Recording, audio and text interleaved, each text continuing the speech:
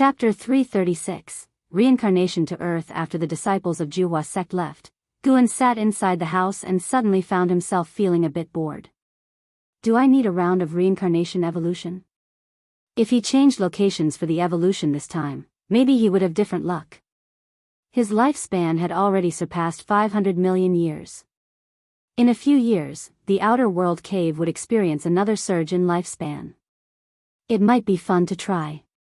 Mainly because lifespan samsara could enhance Guan's comprehension of the Tao rules, especially the way of cause and effect. He wasn't doing it for fun but for cultivation. Let's start one round. After convincing himself, Guan sat down and drank a cup of tea. While pouring another, he initiated lifespan samsara. The tense and thrilling reincarnation evolution began. You have expended 10 million years of your lifespan to initiate reincarnation evolution, beginning connection with Tao rules, searching for reincarnation realm. You have the following realm choices, choose any one of them. 1. Dark Great Heaven and Earth. 2. Divine Origin Great Heaven and Earth. 3. Primordial Great Heaven and Earth. Seeing these three options, Guan was immediately attracted to the primordial Great Heaven and Earth. His physique was the primordial ultimate body, and he had always suspected that primordial pointed to a certain realm or world. How could he not be curious upon seeing the word primordial? He chose it, after all. He had already experienced the first two Great Heaven and Earth. Guan immediately made his choice. You have chosen to reincarnate into primordial Great Heaven and Earth. Given that the Tao rules of this realm are too powerful, you temporarily cannot activate the ability to seize lifespan, nor can you activate phase-based functions. Reincarnation evolution begins. Good, it's yet another world comparable to Divine Origin Great Heaven and Earth, which means there exist beings here who transcend the 9 heavens of immortal path. Guan felt even more anticipatory in his heart. In your first year, you were born on planet Earth in Jiang City, Huaxia, and your parents named you Lu Han, Earth. Guan's gaze underwent a subtle change. At 6 years old, you started first grade in elementary school. Because you were too naughty and injured a classmate, you were severely punished by your father. At 12, you entered the first year of junior high school, where you displayed extraordinary intelligence and ranked at the top of your class. At 15, you were admitted to Jiang City's top high school. There, through a classmate's introduction, you began reading online novels. Due to excessive indulgence, your academic performance began to decline. At 18, just after the Spring Festival, you turned over a new leaf, put down your phone, and vowed to reclaim your dignity as a top student. However, on the eve of the college entrance examination, the world changed drastically. There were earthquakes, tsunamis, and humanity faced apocalyptic challenges. 7 days of chaos later, nations stabilized their order, but mysterious and enormous black gates appeared in cities. Seeing the black gate from a distance, you hesitated, unsure whether to approach it. Seeing the previous prompts, Guan thought he would live a lackluster life. Fortunately, the apocalypse arrived. It wasn't that he found an ordinary life unsatisfactory, but he had spent 10 million years of lifespan for a few decades of human life. How could he accept that? Guan took a deep breath and made his choice. You choose to approach the black gate. As you reached it, the gate suddenly shook, causing all nearby people to flee instinctively. Before you could escape, you were sucked into the gate, and your consciousness plunged into darkness.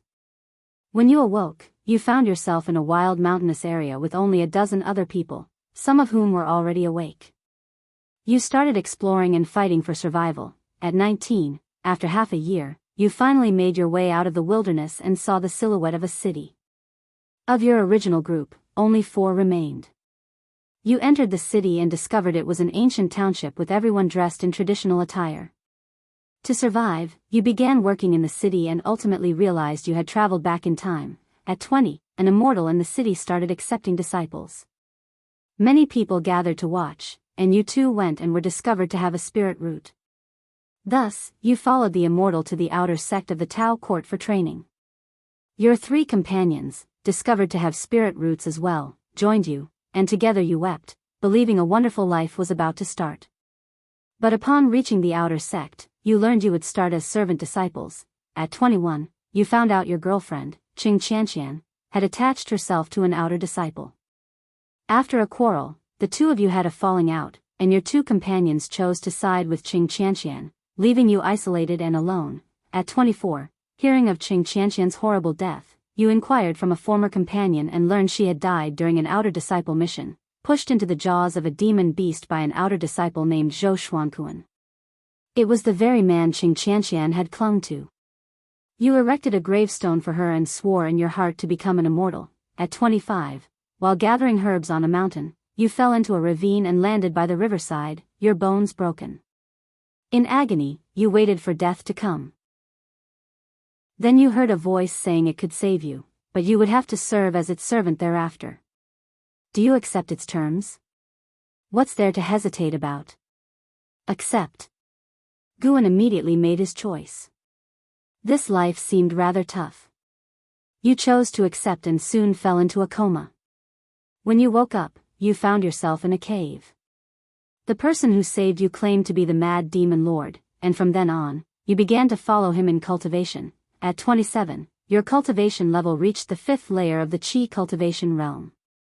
One day, the mad demon lord forced you to ingest an elixir he had concocted, and your cultivation surged to the 7th layer of the Qi cultivation realm. At 28, the mad demon lord found you again for a drug test. Your body ulcerated and bled uncontrollably, and you fell into a coma. When you awoke, you found your face scarred and your right leg incapacitated. At 29, with the mad demon lord's assistance, you successfully achieved foundation establishment, but the scars on your face remained unchanged. The mad demon lord sent you back to the outer sect, but you couldn't bear the mockery and ridicule you faced and ultimately returned to serve the mad demon lord. At 30, the mad demon lord's tests for you concluded, and he imparted to you the demon skill, swallowing heaven technique. At 40, you mastered the swallowing heaven technique and also learned a set of hand techniques. At 42, the mad demon lord left, leaving you to cultivate alone. At 44, enemies of the mad demon lord came seeking the elixir of immortality he had created. You narrowly escaped death and fell into a river, fleeing downstream. At 45, wearing a mask, you saved a distressed young lady whose house servants had all been slaughtered by demons. Only she remained. Out of gratitude, she wanted to marry you and asked to see your true face. Do you remove the mask? Take it off. Women disrupt my cultivation. Better to scare her off quickly. Guan was impatient to see Lu Han's life take a turn for the better. You removed the mask, expecting to frighten Yuan Linger away, but to your surprise, after a brief moment of shock, she resolutely embraced you, and you lifted your arms to embrace her in return. At 46, you followed Yuan Linger back to the Yuan family estate. Her father hesitated about the marriage due to your appearance, but under Yuan Linger's insistence, you were eventually married. At 47, Yuan Linger bore you a son named Lu Qiuxian. Because your son did not take the surname of the Yuan family, her father grew even more displeased with you. At 56, demons invaded the city, slaughtering the inhabitants. You barely managed to keep your wife and child safe but couldn't save others, forcing your family of 3 to begin a nomadic life. At 58, you returned to the outer sect with Yuan Linger and your 11-year-old son Lu Qiuxian. Your son was discovered to have the rare heavenly spirit root and was taken as a disciple by a Mahayana realm elder. Your family stayed up all night, unable to sleep. Upon reaching this point, Gu An's face broke into a smile. He was on the verge of feeling despondent. He hadn't even had the chance to make choices and felt like Lu Han could die at any moment. Too bitter. Chapter 337, River of Destiny. At the age of 59, your son Lu Qiuxian succeeded in foundation establishment, making a name for himself in the outer sect of the Tao court. Consequently, you received widespread pursuit and admiration. Even the two companions who had traveled through time with you came to congratulate you, making you reflect on how life and fate are elusive. At 60, you successfully reached core formation. At 63, your son Lu Qiuxian awakened the supreme treasure body, shocking the Tao court. He was exceptionally accepted into the Tao court, and from then on, you and your son parted ways. Supreme treasure body? Isn't that the treasure body once possessed by the divine exotic ghost king, Impermanence Tian? Guan was even more hopeful for this cycle of reincarnation evolution. This lifetime, will he rise against the heavens through his son?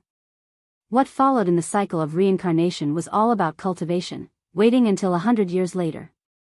At 172, you successfully broke through to the nascent soul realm. You had just shared the news with your wife, Yuan Linger, when suddenly you received the terrible news that your son Lu Chuxian had fallen, his essence blood consumed by another. Upon hearing this, your wife Yuan Linger fainted on the spot. At 173, you finally uncovered the truth behind Lu Qixian's death. He died at the hands of the crown prince of the strongest divine dynasty of the era, who was also a direct disciple of the Tao court and had already stepped into the immortal path realm. The gap between your statuses was vast. Lu Qixian's master sighed and hoped you could let go of this matter. At 174, your wife Yuan Linger died of sorrow. After burying her, you left the outer sect of the Tao court. At 176, you couldn't abide the injustice you witnessed, saving a group of mortals. Before you left, an old man stopped you, declaring that your chief fortune was extraordinary and that there was a turn of fate in store for you. He offered to cast a divination for you, to help you find this turning point. Do you accept his divination for you? Yes. Let alone Lu Han, even just observing made Guan feel desperate. With such poor aptitude and cultivation techniques, when would Lu Han ever seek revenge? You accepted the old man's divination. During the process, his chi blood ran amok, and he spat out reverse-flowing blood. Before collapsing, he told you that your turn of fate lay within Burial Immortal Ridge. After you confirmed that the old man was unharmed, you headed for Burial Immortal Ridge. At 185, you finally reached Burial Immortal Ridge. You learned it was a death zone for mortals, even creatures of the immortal path struggled to survive there. Yet you resolutely entered Burial Immortal Ridge. What followed were various perilous encounters. Guan was on edge, fearing that Lu Han might suddenly die young. At 192, you stumbled upon an abandoned cave and unexpectedly discovered a stele inscribed with bizarre and complex characters. As you wandered about, you accidentally triggered a mechanism. In a panic, your blood splashed onto the stele as you collided with it, and soon after, a mysterious force drew you inside the stele. You arrived within the miniature world of the Qingquan Saint Emperor and met the remnant soul of the Qingquan Saint Emperor. After some negotiation, you ultimately became a disciple of the Qingquan Saint Emperor. At 200, under the guidance of the Qingquan Saint Emperor, you cultivated the Supreme Treasure Body. Your physical body was reborn, and you regained the appearance of a 20-year-old with no scars on your face. Only your hair turned white. At 210, you broke through the divinity transformation realm. Things are looking up. Qingquan Saint Emperor? Just by the sound of it, he must be powerful. Guan was also excited, for he would feel Lu Han's experiences as the memories of the cycle of reincarnation flowed into his mind. Naturally, he hoped the memories would not be so filled with hardship. What came next were constant breakthroughs, practicing spells and divine skills. At 250, you broke through the void-crossing realm. At 317, you broke through the unification realm. At 430, you broke through the mystic heart realm. At 431, the Qingquan Saint Emperor called you forth, saying his remnant soul had little time left. He wanted to help his Supreme Treasure Body step into the Supreme Tao Body before his soul dissipated, but it required enduring unimaginable pain. Do you accept?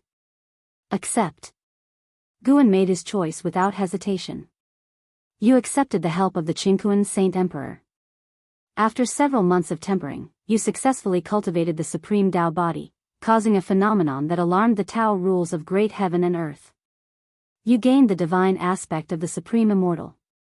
At 440, you left the miniature world of the Qingquan Saint Emperor and returned to the mortal world. Upon reaching Burial Immortal Ridge, you were attacked by a Mahayana realm cultivator with an ancient treasure body. You slew the assailant, breaching the realm gap, and inadvertently consumed their essence blood, further strengthening your physique. Over the next 50 years, Lu Han left Burial Immortal Ridge, seeking out cultivators with ancient treasure bodies. Some were successful hunts, some were not, but in any case, he always managed to escape. Guan saw traces of impermanence Tian in him, Perhaps this was the destiny of the supreme treasure body. Until the age of 600, Lu Han, under attack from several Nirvana realm great cultivators, forcefully underwent tribulation crossing. He used the heavenly tribulation to obliterate his foes and stepped into the immortal path realm. After that, Lu Han entered the path of the unbeatable. At 720, he found the divine dynasty's crown prince, executed him, and consumed his essence blood. His cultivation level skyrocketed. Concurrently, the emperor of the divine dynasty, enraged, issued a kill order against him. Lu Han fled while killing his enemies. Guan had few chances to choose, mostly deciding whether to save or kill. After numerous prompts, Lu Han finally reached the age of 10,000. His cultivation level reached the wandering immortal realm, making him the #1 prodigy of the era. However, he was attacked by the carefree primordial immortal and was in critical condition. Fortunately, a great power from the Tao court intervened, and he returned to the Tao court. The two companions who had accompanied him through time had long since turned to dust. Revisiting the old places, he entered a state of path enlightenment, perceiving the power of time. The master of the Tao court wished to take Lu Han as his disciple. Lu Han hesitated, and Guan helped him choose to accept. From then on, Lu Han became the top disciple of the Tao court, sweeping through his peers and standing out amongst his fellow heaven's prodigies. Guan helped him reject numerous proposals from daughters of heaven. Outside the Tao court, Lu Han vanquished demons and evildoers, rescued those in pain and suffering, and established a holy name. At the age of 20,000, Lu Han stepped into the heaven and earth flying immortal realm, becoming the youngest heaven and earth flying immortal in the history of the Tao court. At 50,000, Lu Han once again broke the records of the Tao court by becoming the youngest carefree primordial immortal. At 60,000, Lu Han ventured alone into the divine dynasty, executed the emperor of the divine dynasty in front of all the powerhouses, and in the emperor's treasure Bodis Bone Palace, he found the remains of his son, Lu Qiuxian. Guan was immersed in Lu Han's legendary life, with Lu Han living more and more splendidly. Compared to the domineering ways of Long Zhan, he was reckless and unfettered, yet he didn't lose his sense of righteousness. At 100,000, Lu Han consumed the essence blood of thousands of treasure bodies and cultivated the awe-inspiring Supreme Saint body. At 200,000, Lu Han swept across the great heaven and earth, becoming a living myth. At 250,000, Lu Han encountered the Taoist tide in the cosmos. Amidst the waves of the Tao, he perceived the true meaning of Tao and shaped the primordial karmic body. At 300,000, Lu Han reached the divine immortal of wondrous Dharma realm, traversed the cosmos, and returned to Earth, only to find it already desolate. He cut ties with his past, and his Taoist heart underwent transformation. At 430,000, you broke through your own shackles and reached the Tao void mysterious immortal realm, astonishing the universe. You retrieved your life grid. Do you unlock the life-stealing ability? Considering Long Zhan's precedent, Guan hesitated for a moment and chose not to. Don't unlock. It seems Lu Han doesn't need the life-stealing ability. Since he didn't unlock the life-stealing ability, Lu Han didn't undergo a drastic change in personality. He was domineering against his enemies, but he also aided the suffering worlds, continually spreading his holy name throughout various lands. At 500,000, Lu Han met the saint ancestor of the 9th level of Immortal Path, who appreciated him. The saint ancestor imparted a Taoist title to him, naming him the Primordial Divine Emperor. Until Lu Han reached the 9th level of the Immortal Path, Guan faced another choice. At 830,000, you stepped into the 9th level of the Immortal Path. After the breakthrough, you immersed yourself in path enlightenment. You unexpectedly sensed the existence of the River of Destiny. You hesitated. Do you choose to step into the River of Destiny? Guan also hesitated. The River of Destiny sounds extraordinary, and stepping into it could allow for the understanding of the Tao of Destiny. To Guan, Lu Han's divine skills and cultivation techniques weren't very important. Comprehending the Tao rules mattered more. But the unknown represented danger. Even Long Zhan, surpassing the 9 heavens of Immortal Path, had not encountered the River of Destiny. After much hesitation, Guan chose yes. You chose to step into the river of destiny. After entering the river, you entered a state of path enlightenment. You comprehended the Tao of destiny. With your own creation, you revived your son Lu Qiuxian, aiding him in cultivating the primordial karmic body. You wished to revive your wife, but Yuan Linger, with her low Tao level, had already reincarnated. You were attacked by the Black Profound Emperor. In the face of danger, you sent your son Lu Qiuxian to the end of the river of destiny. You died by the hands of the Black Profound Emperor. Reincarnation ends. Damn it. It's the Black Profound Emperor again. Angered, Guan took a step and arrived at an island overseas, then opened the lifespan barrier. He sat cross-legged on the ground, vast memories subsequently flooding his mind. Textual description and real feelings are two entirely different matters. After closing his eyes, it didn't take long for Guan to frown. A moment later, Guan's frown relaxed, and a smile spread across his face as he experienced the beautiful process of a family depending on one another. Time passed rapidly. An ancient hour later, Guan returned to the Juhua sect, sitting at a table with cold tea. He placed a hand on the table and closed his eyes again, carefully feeling Lu Han's life experience. Facing the Black Profound Emperor was like making the wrong bet, but stepping into the river of destiny was not. He gained a profound understanding of the Tao of destiny, and he also shared the feelings of Lu Han when he sent his son away. Lu Han lived for more than 800,000 years and experienced everything. Before his death, he was able to revive his son, dying without regrets. In the final battle, Lu Han still demonstrated his strength, leaving an indelible wound on the Black Profound Emperor, with the injury mark landing above the Emperor's left brow. Between the memories of two lives, Guan couldn't determine whether the Black Profound Emperor faced by Long Zhan was stronger or the one faced by Lu Han was. Both were far inferior to the Black Profound Emperor in strength. Lu Han managed to injure the Black Profound Emperor primarily because of his special divine skills. But right after injuring the Emperor, he was instantly killed. For now, Guan set aside his anger towards the Black Profound Emperor, immersing himself in the understanding of the Tao of destiny. As day turned to night and the moon rose, he sat there, unmoving. 3 days later, a figure pushed open the door, bringing a wave of fragrance that altered Guan's gaze. "Why are you here?" Jiang Qiong asked with joy, swiftly taking a seat at the table. As she looked at Guan, the happiness on her face couldn't be concealed. Guan looked at her, his eyes regaining their clarity, yet that one glance made her heart involuntarily tremble. Somehow, Jiang Qiong felt he was in low spirits, and her smile vanished accordingly. Chapter 338, Destruction Tao Seal, What's Wrong with You? Jiang Qiong asked with a furrowed brow, her expression growing colder as she continued, "Is someone giving you a hard time?" Hearing this, Guan revealed a smile and said, "It's nothing, I was just thinking about the story of a book." "Really?" asked Jiang Qiong, looking doubtful. "Truly," Guan laughed. "Actually, I was thinking of leaving before you finished your seclusion. That way, you might feel guilty for missing me. But you came so quickly, it caught me a little off guard." After all, he was a divine thought true immortal. Even though Lu Han's memories were heavy and vast, he could quickly detach from them. To him, Lu Han was just a past life. Lu Han was him, but he was Guan. With Guan's words, the worry in Jiang Qiong's heart dissipated. She rolled her eyes at him and said in an irritated tone, "You sure have quite the imagination. I wouldn't feel the slightest bit guilty." "Is that so?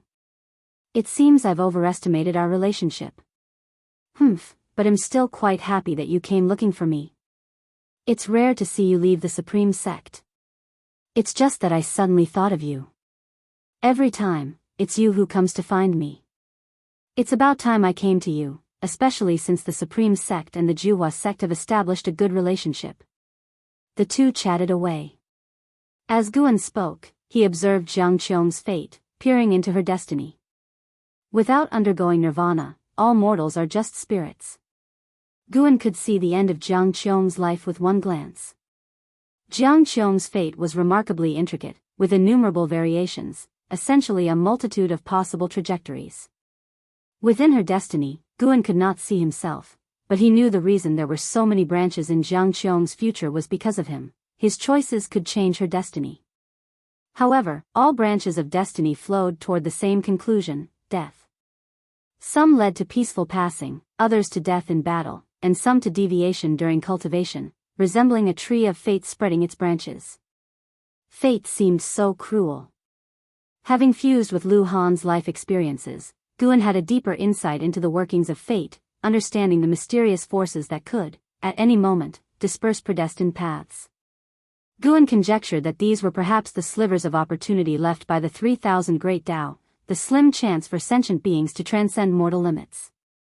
As long as Jiang Qiong could achieve nirvana, her destiny would be toppled and reshaped. Guan thought of his own fate. What was it like? Being part of it, he could not peer into his own destiny. Fate was the confluence of all causality in life.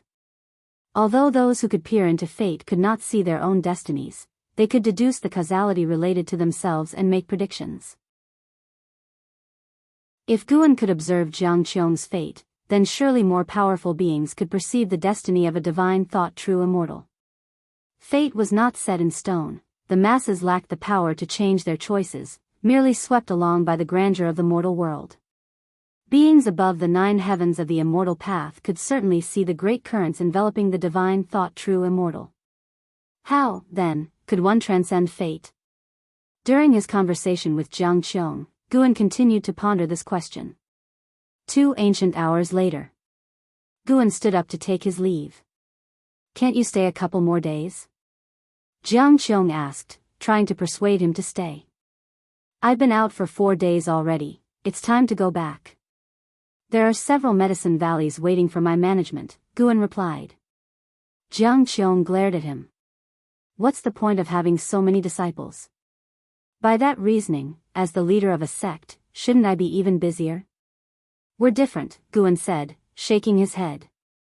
Besides, now that I've come once, it will definitely be more convenient in the future. We are both cultivators, there will be plenty of opportunities to meet. Jiang Qiong huffed, unable to persuade him, and could only send him off. She escorted Guan all the way to the gate of the Juhua sect. After he flew away, she remained standing there, gazing in the direction he departed.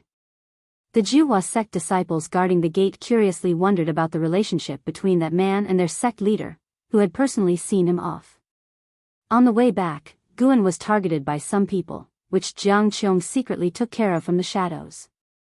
Because of Jiang Qiong's follow-up, Guan's speed back to the valley slowed down. Once Jiang Qiong was no longer following him, he was still 10,000 miles away from the Supreme Sect when he stepped into it. Next, he planned to spend time comprehending the way of fate. As time trickled by, 20 years passed in the blink of an eye. For Guan, those 20 years flew by quickly. Aside from gathering medicinal herbs, he spent most of his time confined in his room. Many new disciples completed their foundation establishment without ever having the chance to interact with him. An Xian became the leading disciple of the Third Medicine Valley, with the power to distribute foundation establishment pills.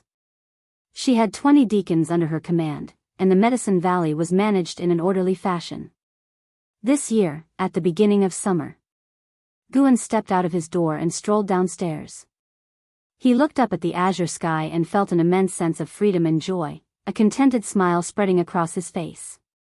His meditation on the way of fate could be put on hold for now. He planned to relax for a few years. In these 20 years, he had mastered Lu Han's strongest divine skill, named the Destruction Dao Seal. The Destruction Dao Seal was gained from Lu Han's comprehension of the River of Fate. This divine skill could strip away an enemy's causality, causing them to be repelled by the rules of heaven and earth and leaving indelible scars. This damage would become an eternal flaw in his opponent. Lu Han had used this divine skill to injure the Black Profound Emperor. If Guan encountered the Black Profound Emperor in the future, he would be able to identify him through the scars left by the Destruction Dao Seal.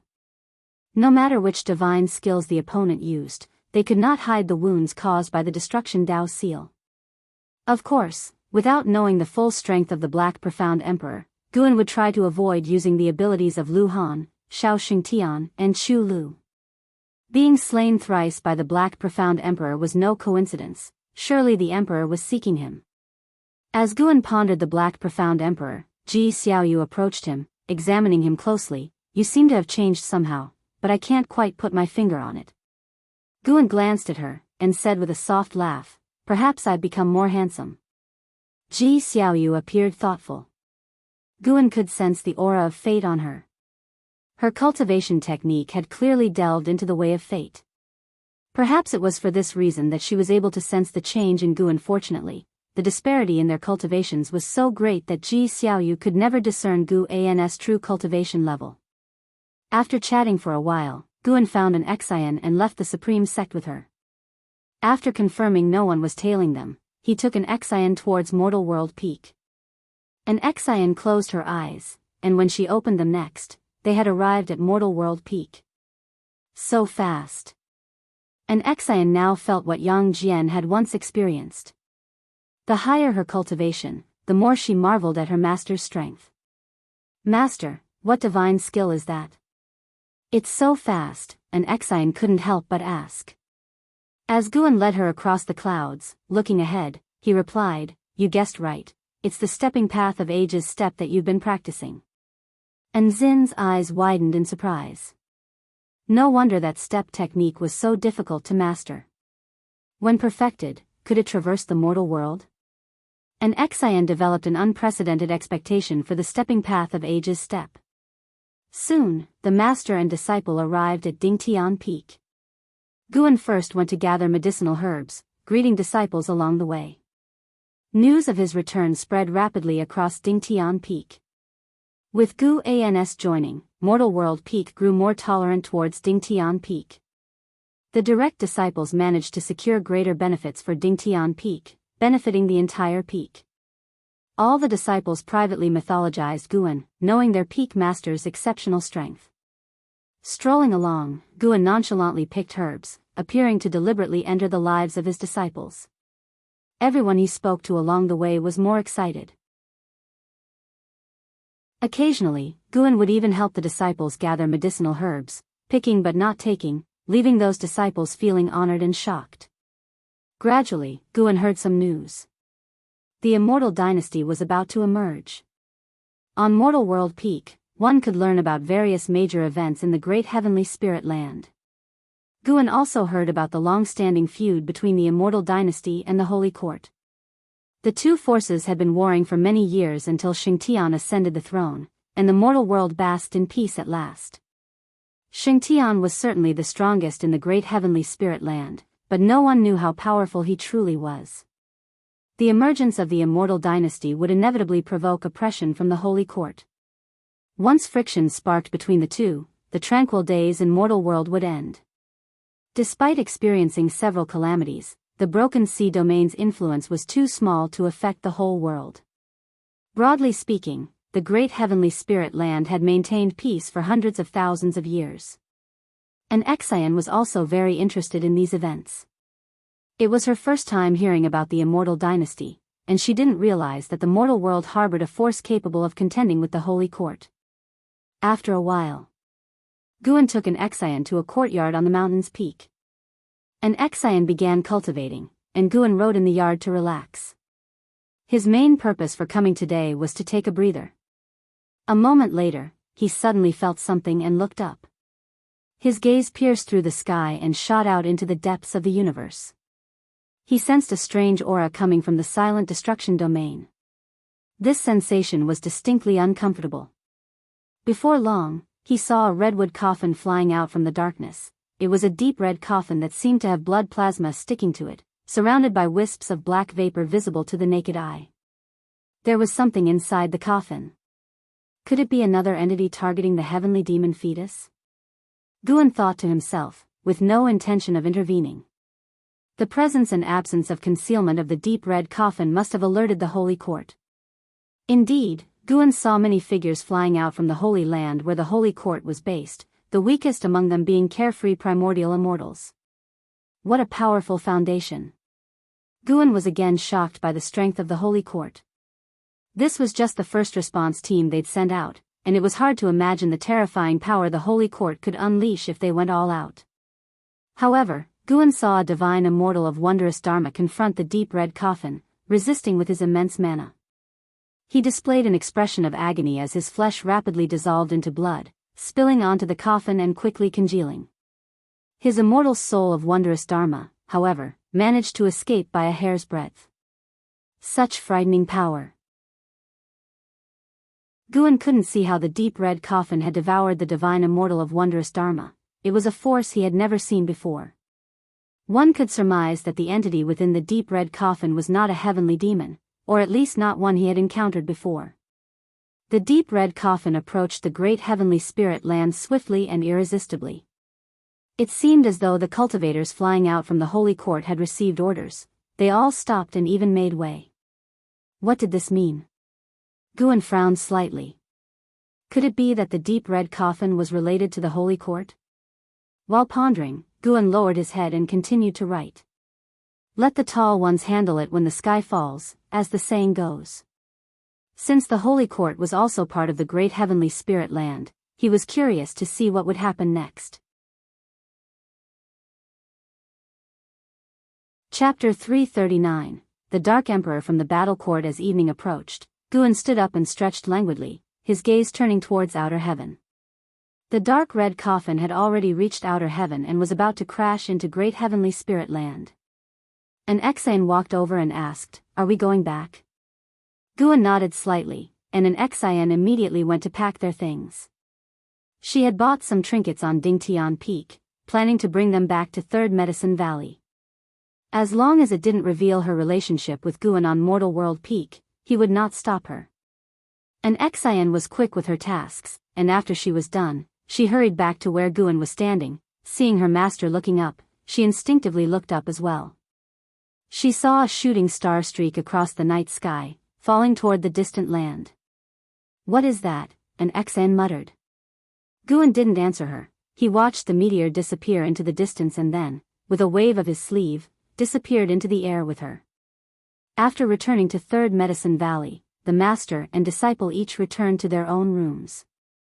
Guan sat in his chair, seemingly admiring the night scene outside the window, but in reality, his divine thought was directed towards the dark red coffin far away. The coffin landed on a continent 10 times larger than the Taizong continent, bringing an apocalyptic disaster to all the living beings there. In an extremely short amount of time, that continent turned into a sea of fire, 90% of the life wiped out, with the rest fleeing into the ocean. The impact force from the dark red coffin hitting the ground was still expanding, affecting even more oceans and land. It was far from the Taizong continent, but even farther from Mortal World Peak, eliminating the possibility that it was targeting the demon fetus. After landing, the dark red coffin stuck at the bottom of a giant pit, motionless, with no sign of the lid opening. Night passed and day rose. Before descending the stairs, Guan saw that the dark red coffin still hadn't opened, so he stopped thinking about it and went downstairs to follow his disciples in their morning exercise. The morning exercise was a tradition of Third Medicine Valley, and occasionally great cultivators who came to play chess would join in. The discipline during the exercise wasn't strict. Disciples could interact with each other, creating a harmonious atmosphere. After the morning exercise, Yu Yingying approached Shenxinzi hesitantly. Shenxinzi was sitting under a tree, with a copy of Journey to the West in his hands. "Have you been feeling inexplicably anxious since last night, feeling very unsettled?" Shenxinzi asked calmly without looking up at her. Yu Yingying nodded hastily and said, "I've never felt like this before, I won't have to. If I have to become that, you can kill me in advance." Shenxinzi looked up at her in surprise. Yu Yingying thought he was questioning her and explained in a low voice, "The heavenly demon should not be so easy to perish. My suicide definitely wouldn't work. You are an enlightened monk, you know how to eliminate demons. I don't want to hurt others." Shenxinzi looked deeply at her and said, "Don't worry, in this lifetime, it is very hard for you to turn into a heavenly demon. The reason you're feeling this is probably because the natural enemy of the heavenly demons has arrived." He had also sensed the commotion from the night before. His cultivation realm was high, and his unease far surpassed Yu Yingying's, which was why he picked up Journey to the West, to try and distract himself. Really? What is the natural enemy of the heavenly demons? What should I do? Yu Yingying asked eagerly. Shinxinzi lowered his head and said, do nothing, continue with your cultivation practice, and get used to it. Yu Yingying was stunned and could only walk away full of thoughts. On the other hand, Guan, who was patrolling Medicine Valley on Blood Prison Great Saint, heard the conversation between Yu Yingying and Shinxinzi. The natural enemy of heavenly demons? Guan took off Qing Tian Peak from his waist, then lifted it up, and sent his divine thought into it. Immediately after, he arrived inside an old temple. He was about to speak when a man in black appeared and asked, have you made up your mind? Guan shook his head, changing the subject to ask, do your heavenly demons have a natural enemy? The man in black frowned upon hearing this and asked warily, what do you mean? Since when do heavenly demons have a natural enemy? Guan then waved his sleeve, and an illusion appeared between them. The man in black's expression dramatically changed when he saw the dark red coffin. Seeing his reaction, Guan was not in a hurry, he waited for him to speak. The man in black's hands clenched into fists inside his sleeves. Taking a deep breath, he said through gritted teeth, he is coming for the great emperor, but his arrival will also bring disaster to great heaven and earth. The fact that he can enter indicates that Holy Court also plans to use him to eradicate the heavenly demons within the great heavenly spirit land. Who is he? Guan asked. His name is the Dark War Emperor. No one knows his origins. He once wreaked havoc in the Silent Destruction domain. I only know he comes from the ancient Battle Court, the man in black answered. Battle Court? The forces established by Long Zhan? Guan kept his composure and further inquired, what is the origin of the Battle Court? The man in black looked at him before saying, the Battle Court is a legend of the Silent Destruction domain. Legend has it that there once was a force that ruled the Great Thousand World, standing at the peak of the immortal path. Whether it was destroyed or left is unknown, that's all I know. What is the Tao level of the Dark War Emperor? I don't know, but definitely very high, the man in black responded, shaking his head at the thought of the Dark War Emperor, making his scalp tingle. All of a sudden, Guan said, it seems now that I don't need to leave. I'll just wait for the Dark War Emperor to eliminate the heavenly demons, and the Holy Court will naturally ask him to leave, right? Upon hearing this, the man in black became panicked and said, the Dark War Emperor is unpredictable, extremely violent, and will surely bring calamity to mortal world peak. If he devours the great Emperor's demon fetus, he might even start a war with the Holy Court. You won't be able to avoid trouble either. Hearing this, Guan wasn't alarmed, just stared at him steadily. The man in black gritted his teeth, suddenly knelt down, and said solemnly, please, elder, help the great emperor. As long as you can help with the birthing of the great emperor, our tribe will owe you a favor. Afterward, I will convey this matter back to my tribe, and you will gain our friendship. In the future, walking in the Silent Destruction domain will also mean having an ally. You're joking, what if he decides to attack me? Guan said coldly. The man in black looked up and explained, don't worry, he has forgotten his past life memories, he is undergoing his own reincarnation stage, which is when he is the weakest. Once he is born, he will be a new being. You can even take him as a disciple, and when he achieves the Tao in the future, he will definitely not forget your kindness.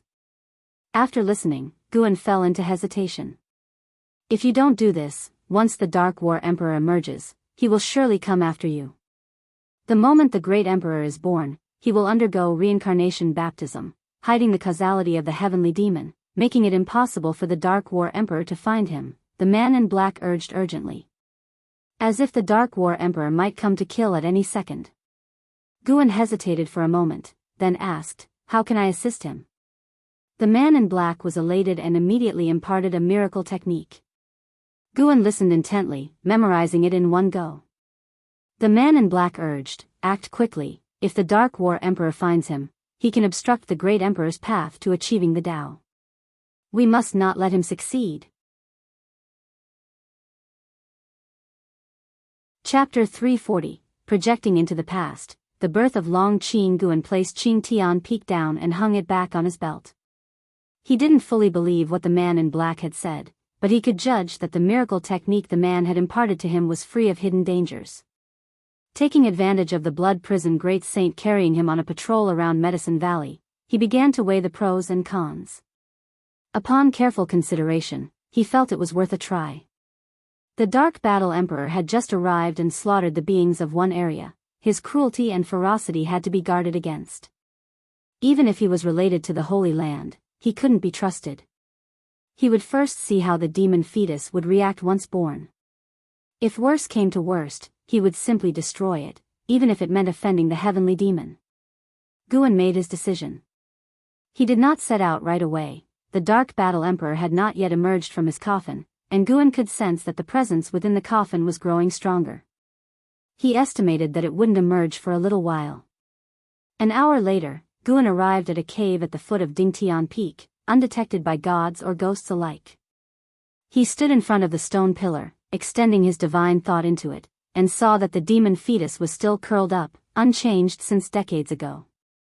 Guan immediately activated the lifespan barrier, enveloping the entire cave, and then applied the miracle technique taught by the man in black to the demon fetus. More and more black chi began to emerge from the surface of the stone pillar, and the heartbeat of the demon fetus within grew strong and powerful. Time passed, second by second. The birth of the demon fetus would not absorb nature's spiritual energy, which meant that the consumption of the lifespan barrier wasn't rapid, providing Guan with a bit of relief. Half an hour later, Guan moved the demon fetus out. It had shrunk to the size of an ordinary baby, still surrounded by demonic chi, but its form could not be completely concealed. Guan performed a lifespan detection on it. Long Qing, Energy Cultivation Realm 9 Layer 0/1000/9999. Huh? Why does it have the surname Long? With the Dark Battle Emperor, who inherited the Battle Court's lineage, having just appeared, and now one with the surname Long, Guan couldn't help but wonder. He stared intently at the still unconscious Long Qing, probing the cause and effect within him. The cause and effect of Long Qing were complex, but Guan had inherited all memories of Long Zhan, who had also delved into the way of cause and effect. After a long while, Guan felt that Long Qing's soul had a deep connection with the soul of Long Xian, the son of Long Zhan, which meant it was very likely that Long Qing was a descendant of Long Xian. Long Zhan was born into the Long family, but the name Battle Court was chosen by Long Zhan himself. The ancestors of the Long family had not established the Battle Court. This confirmed that Long Qing was definitely a descendant of Long Zhan, who lived in the past, not the future. Reincarnation evolution could indeed project into the past. Was this predestined to happen, or did his decision change the past? Before his reincarnation evolution, the demon fetus was already hidden within Dingtian Peak. But it was only after his reincarnation evolution ended that he discovered the demon fetus, unclear if its identity had changed. Guan considered this a problem worth contemplating. Long Qing continued to absorb the innate demonic chi, rapidly reaching the foundation establishment realm. This kid couldn't possibly have been born with a cultivation level of the immortal path like the immortal spirits of the immortal dynasty, could he? Guan guessed to himself, and in the time that followed, Long Qing's cultivation level quickly intensified, relying solely on the surrounding innate demonic chi and not consuming any spiritual energy. Time sped away. 3 ancient hours later. Long Qing's cultivation level surpassed the Mahayana realm, reaching the first layer of Nirvana realm, with his maximum lifespan metamorphosing to 999,999 years. Guan felt that if he were to come into the world, he would be sure to attract heavenly tribulation, and that would be troublesome. Once Long Qing's increase in cultivation ceased, Guan used the divine skills of Path of Returning Primordial Spirit to suppress Long Qing's cultivation, changing his aura to that of an ordinary person. For now, using the Path of Returning Primordial Spirit, he could also suppress the opposing party's cause and effect. Before the seal was lifted, not even the heavenly demon would be able to locate Long Qing. The demonic chi surrounding Long Qing completely dissipated, vanishing in an unfathomable manner. Long Qing slowly opened his eyes. They were big and sparkling, and his small hands remained clenched into fists. Upon seeing Guan, he broke into a smile, his little mouth opened, and he let out a giggling sound. For some reason, seeing the newly born Long Qing made Guan suddenly think of Long Xin's appearance when he was born. They were exactly alike. A smile appeared on Guan's face as he began to play with Long Qing. During this process, Guan once again experienced the feeling Long Zhan had when he faced his son for the first time. But the descendants of the battle court and the Long family arriving in the great heavenly spirit land seemed a little too coincidental. Guan silently stayed on guard, vowing to never reveal his true cultivation level to anyone around him, not now nor in the future. He had to keep up the act. In life, one must always keep something in reserve. Guan performed the stepping path of ages step and stepped outside the supreme sect, then lifted the lifespan barrier. He took robes from his storage bag and wrapped the little Long Qing in them. Sunlight poured down, causing little Long Qing to become even more excited, laughing non-stop, his small hands reaching around in a futile attempt to grab at things, for his arms were too short to reach anything. Luckily, the little fellow was not an ordinary baby, or else Guan would have had to consider feeding him milk. Guan, cradling him, walked to a nearby tree and sat down, continuing to amuse him. Bringing a child back all of a sudden was bound to attract attention, so Guan decided to wait until evening to return, so he could fabricate a reason.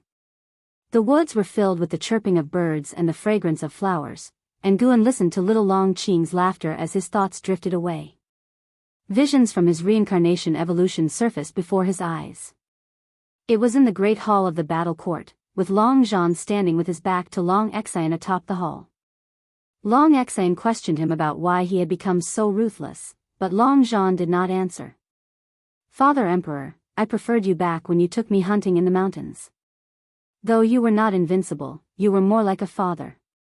Long Xian left after uttering those words, and from that point on, father and son never saw each other again, until Long Zhan's downfall. Deep in thought, Guan couldn't help but be moved. He would take it as a lesson not to obsessively seek power. His current state was just fine, constantly increasing his strength while maintaining good relationships with those around him. Guan looked up at the sky beyond the woods. From here, the sky seemed truly high. At dawn, the disciples of the Third Medicine Valley had just finished their morning exercises, and an Xian turned her head and saw Guan walking down from the transmission array platform, carrying something in his arms. An Xian immediately approached, and some disciples who were close to Guan followed suit. When they saw that Guan was holding a baby, they exclaimed in surprise. "Master, where did this child come from? Wow, so cute, can I hold him? A boy or a girl? Master, what's his name? He's smiling at me." Faced with the disciples' inquiries, Guan said that the male infant was one he had found in the forest and that he was unable to find its parents, so he had no choice but to bring him back to raise. The disciples didn't question it because their master indeed had such kindness. An Xian in particular thought of herself, her eyes reddening slightly, her gaze towards Long Qing growing even closer. However, Guan did not let them hold him but carried Long Qing back to his own attic. Arriving in front of the attic, Ji Xiaoyu came out of her room to his side, curiously looking at the child in his arms.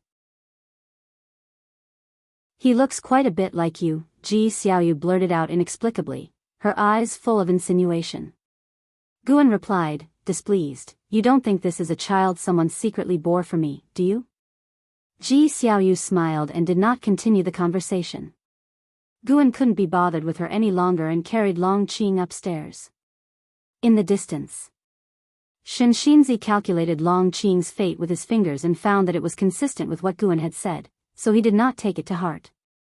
Though the disciples were curious about Long Qing, they did not pay too much attention, but they noticed that, in the following days, Guan carried Long Qing wherever he went, prompting them to wonder. Months passed. Autumn arrived. The deep red coffin harboring the dark battle emperor had still not opened, but many cultivators had gathered on the desolate continent, even setting up a large array near the coffin. One day, Yilan brought Jinqin to visit Guan. Upon seeing a baby in Guan's arms, the two women were shocked, and Yilan breathed a sigh of relief when she learned that the baby was not Guan's child. "It's rare to see a child with such fate, so I brought him back." I'll accept him as a disciple from now on, Guan said cheerfully.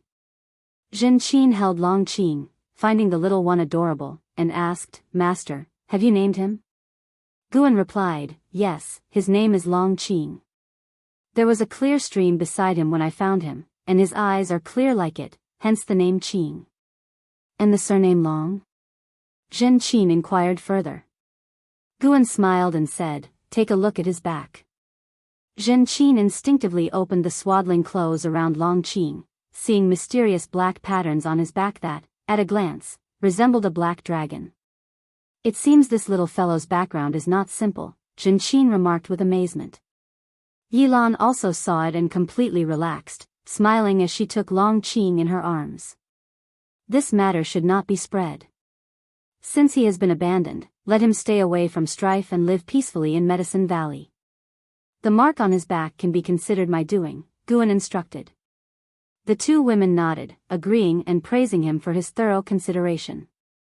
After staying in the third Medicine Valley for 3 days, the women left. Their subsect was busy with tasks that required them to be away, and they would not meet again for several years. By the age of half a year, Long Qing could walk. By 1 year, he began to babble. Dressed in fine clothes, he became the joy of Medicine Valley. A year had passed since the deep red coffin arrived in the great heavenly spirit land, and there was still no movement, but its presence had become widely known. The various sects labeled it an evil object from outer heaven, and even the mortal world peak was abuzz with discussions. This year, during the summer, Guan sat in the attic and picked up Qing Tian Peak, extending his divine thought into it to enter the ruined temple. As soon as he entered the temple, the man in black appeared, anxiously asking, Why did you only come now? Where's the emperor? Guan took a deep breath and said, It failed. I was just about to use the miracle technique you taught me when he escaped. I couldn't catch up, and now I have no idea where he's gone. The man in black's face changed dramatically, his body trembling uncontrollably. The good news is that the Dark Battle Emperor hasn't emerged from his coffin. It's been a year, why no movement? Guan asked with a frown. Hearing this, the man in black's face relaxed slightly. After pondering, he said, he might be preparing for something. Ancestor, could you release me? I must go in search of the emperor.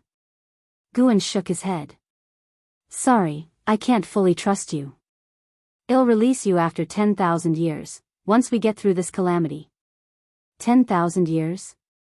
The man in black nearly burst into curses, but thinking of the profound and inscrutable Tao level of the other party, he could only suppress his emotions. What good was the whereabouts of the emperor if his own life was at stake? Chapter 341 Reincarnation Tribulation. The man in black ultimately chose to compromise, for he believed that Guan should be trustworthy.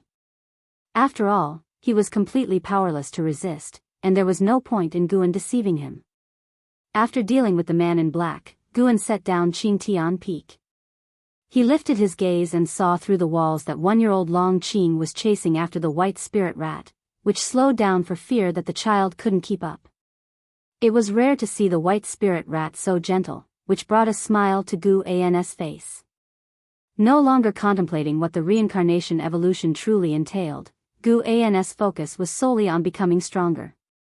These reincarnated identities wouldn't help him survive better. In this world, there were holy courts and immortal dynasties. Outside the world, there were realms like the Silent Destruction Domain and beings like the Annihilation God Emperor and the Black Profound Emperor watching him, not to mention countless great heaven and earth. His journey was still long. Long Zhan had been too arrogant and was crushed to death by the Annihilation God Emperor. Guan planned to quietly surpass the 9 heavens of immortal path in the universe where the great heavenly spirit land was located. He deliberately overestimated the capabilities of the Black Profound Emperor and the Annihilation God Emperor to better confront and potentially defeat them if they became enemies in the future. Guan collected himself, even eliminating the animosity towards the Black Profound Emperor and keeping the past hidden deep within his heart. He was Guan was the true him. Guan picked up a brush, intending to write and express his emotions. Miles of clear skies stretched overhead, and a large gathering of cultivators crowded a barren plain. They surrounded a massive pit over 100 miles in diameter, atop whose edge they constructed towering stages, each brandishing an imposing iron tower. Zia stood on the edge of the massive pit, gazing at a deep red coffin from afar, a worried expression filling his eyes. "Have you seen it in the silent destruction domain?" a voice called out, and Fu Shinshio stepped beside Zia. After paying his respects, Zia turned and said, "I haven't seen it, but its aura feels very dangerous." "I have seen it," Fu Shinshio said calmly, his gaze fixed on the deep red coffin.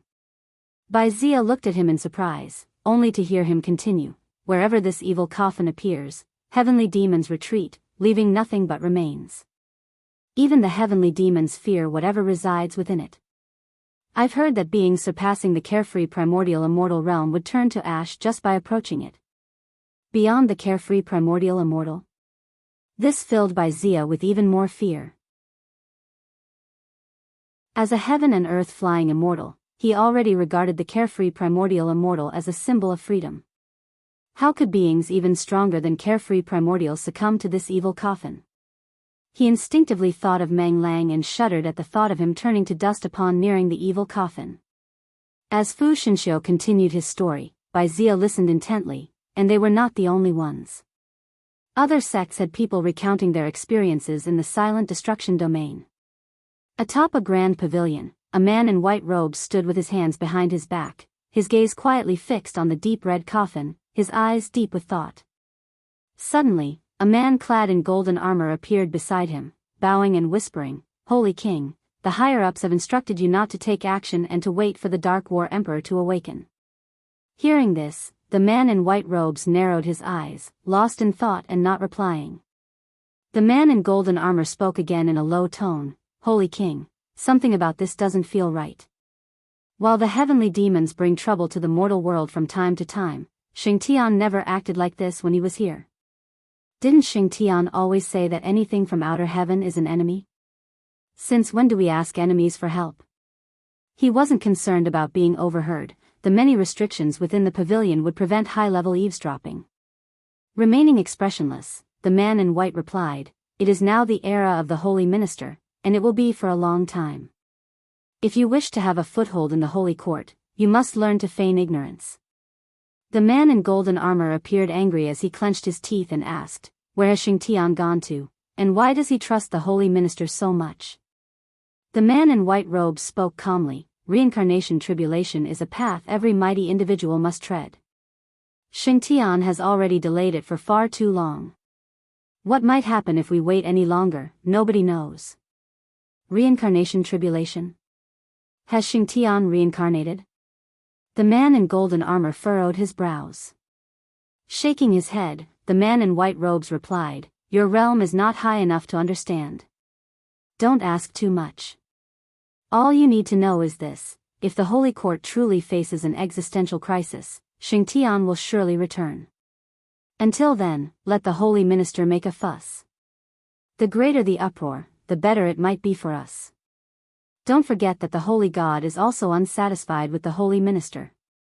The man in golden armor's expression fluctuated before he bowed and took his leave.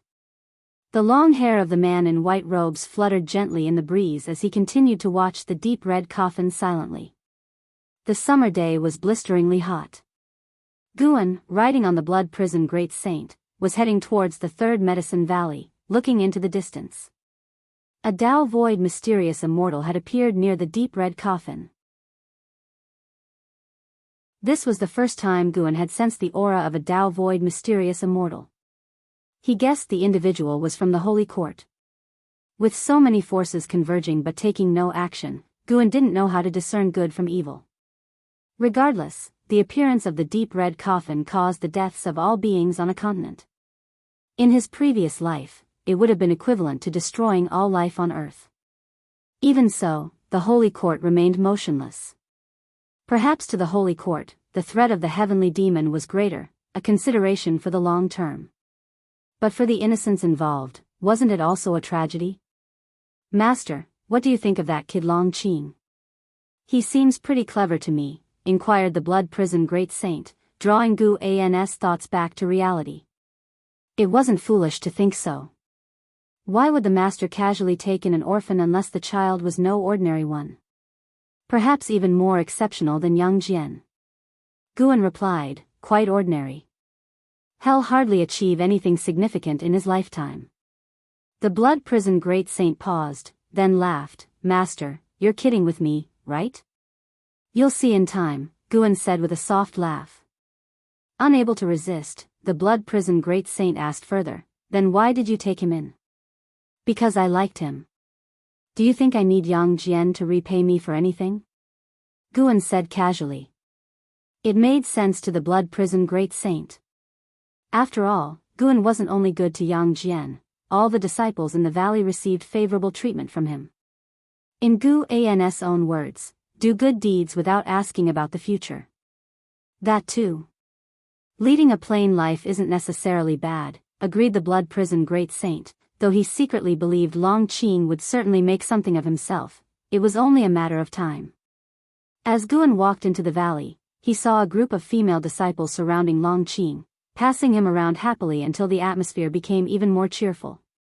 When someone spotted the blood prison great saint, they exchanged a few words and quickly dispersed, leaving Long Qing in the arms of one of the girls, who hurried towards an Xian, looking lost. Guan, come for a game of Go. The voice of the nine-fingered divine lord suddenly rang out, and Guan sent the blood prison great saint over. After a while, when Guan sat at the Go board, the nine-fingered divine lord, with a chuckle, asked, Guan, what's the backstory of that little guy called Long Qing? He had tried to discern Long Qing's fate but came up with nothing. Considering what had happened with Yang Jian, he couldn't help but feel that Long Qing had some significant background. Guan picked up a ghost stone and replied with a smile, how should I know? I truly found him in the mountains. Do you like him? Why don't you take him as a disciple? After hearing this, the nine-fingered divine lord laughed and said, let's not. I've already taken away one of your disciples, I can't be that greedy.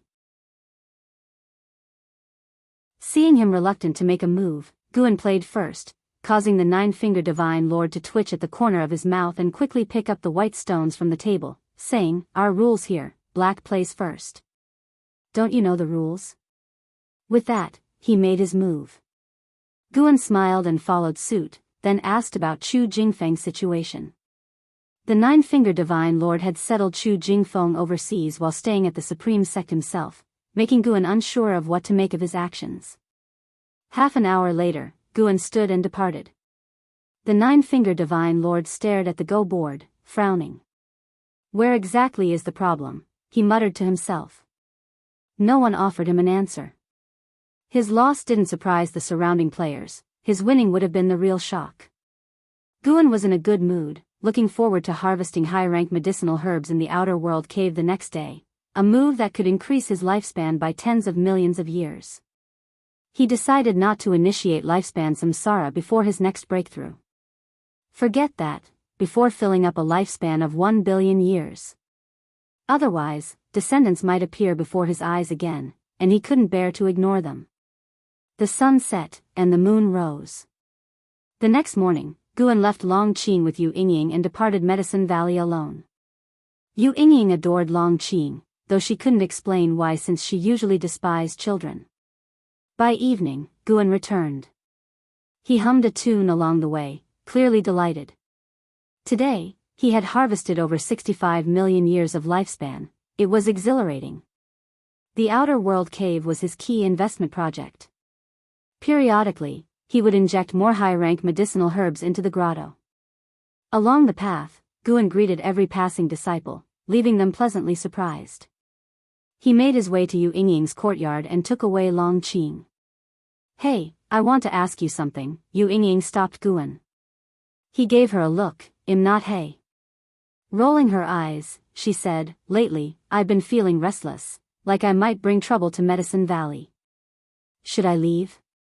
Guan looked at her, astonished. If you want to leave, leave. Why ask me? Yu Yingying was livid, ready to pinch him, but he deftly dodged. I'm leaving tomorrow. She turned and walked toward her house. Guan called out, hey, if you're really worried about causing trouble, why fret? Don't forget who holds the fort at the Supreme Sect. Yu Yingying turned to look at Guan, the anger in her eyes gradually fading. Hesitantly, she said, "Wouldn't that be inappropriate?" Guan spoke righteously, "The entire supreme sect is under the protection of Sword Venerable Fudao. There's nothing wrong with that. If you feel bad about it, later you can take care of Qing for me. He really likes you." Caught in hesitation, Yu Yingying lingered in thought, while Guan said no more and turned to leave. Taking advantage of Long Qing's youth, he wanted to hold him more, as the child would be less cuddly when older. As for Yu Yingying's concerns, he paid them no mind. Many heavenly demons roamed the world. They would deal with the Dark War Emperor when he emerged from the coffin. From the current aura, the Dark War Emperor was still very distant from becoming a divine thought true immortal. Considering this rate of improvement, it would take him thousands of years to reach the level of a divine thought true immortal, right?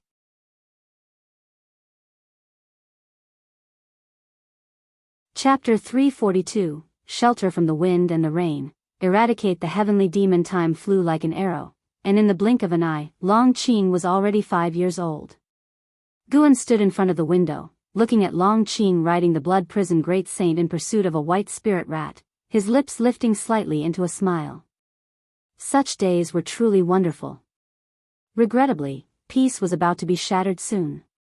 Guan could feel the deep red coffin trembling, alarming the nearby sects, which promptly arranged their defenses. The Dark War Emperor was about to emerge.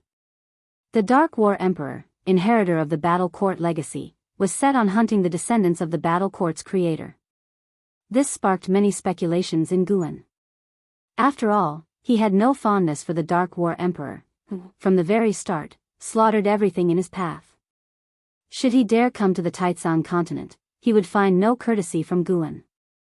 As the reputation of Sword Venerable Fudao grew ever more resounding, certainly the Holy Court would not dare to confront him directly. The great Nether Saint King had been rather restrained lately, as if putting aside past grievances, not daring to plot against Guan any longer.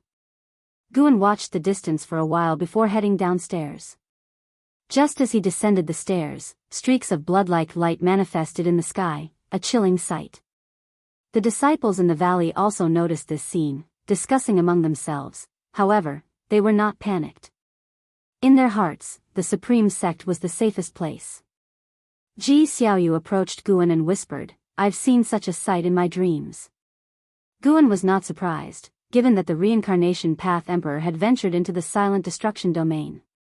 Following her lead, Guan asked, "For what reason? What is going to happen?" Ji Xiaoyu looked up at the sky and said, "I'm not sure, but after such an omen appears, a massacre will follow." Guan shivered, anxiously asking, "There isn't going to be another catastrophe, is there? I've only lived for a little over 300 years, and I've already encountered so many once-in-millennium disasters. Is the Almighty picking on me?"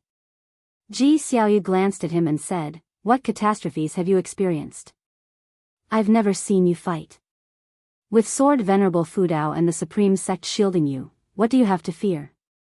You just need to sit back and enjoy the show." "Huh, who's really shielding whom? If I told you, it would scare you to death." That's what Guan thought, but he relaxed his expression and, patting his chest, said, "You have a point. Why should I worry? When immortals clash, what concern is it of mere mortals?" Ji Xiaoyu was amused by his actions and asked with a smile, "I could teach you some spells, would you like to learn?" "Forget it, you know I don't like to engage in combat."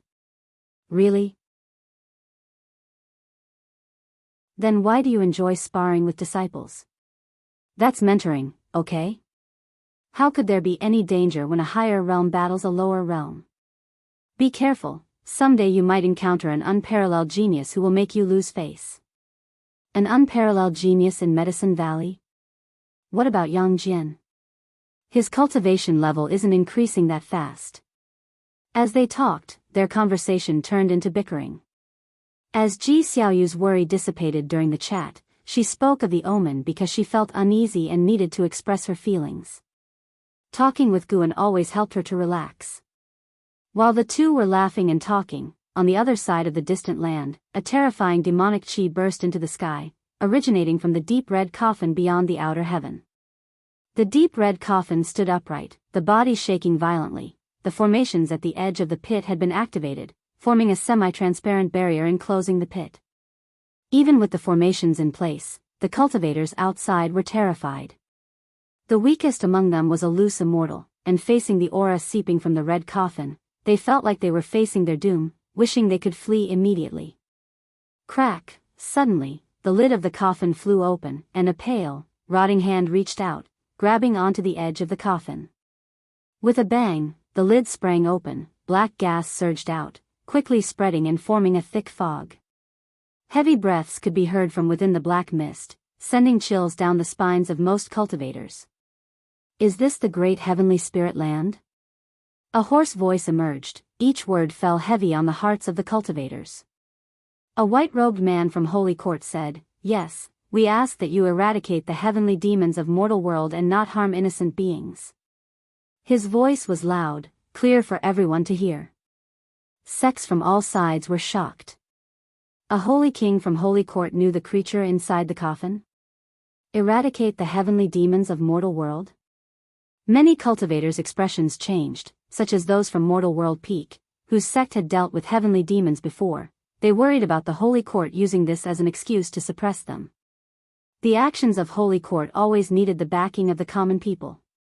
Anyone or any power that became an enemy of the populace would find no mercy from Holy Court. Eradicate the heavenly demons? Heh! The hoarse voice laughed, sending shivers up everyone's spine. Boom! A terrifying force exploded from within the pit in an instant, forcefully dispersing the formations and sending cultivators flying in all directions.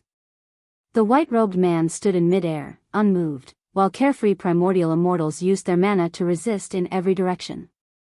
Further away were heaven and earth flying immortals, with the weakest loose immortals blown clear off the continent. I'll help you clear out the heavenly demons, but after that, I must feast to my heart's content. The hoarse voice was filled with a will to kill. The white-robed man remained impassive. The great cultivators from various sects were frightened and turned to look at him, wondering about Holy Court's stance. However, after a moment of silence, the white-robed man uttered just one word. Good.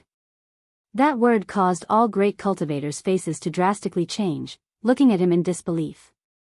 In Supreme Sect, the Third Medicine Valley. Truly terrifying.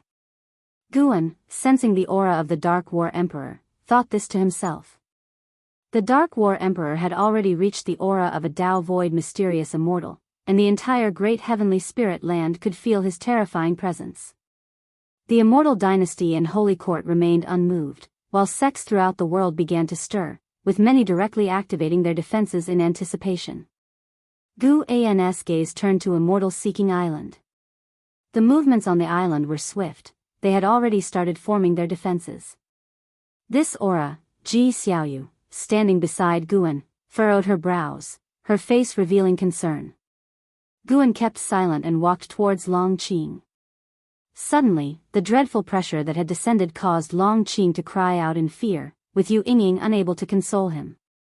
Under a tree, Shen Xinzi put down his book, his gaze towards the horizon where the sky was filled with blood-red light, causing his mind to race even more. He felt like disaster was imminent. What in the world is it? Shen Xinzi murmured, frowning.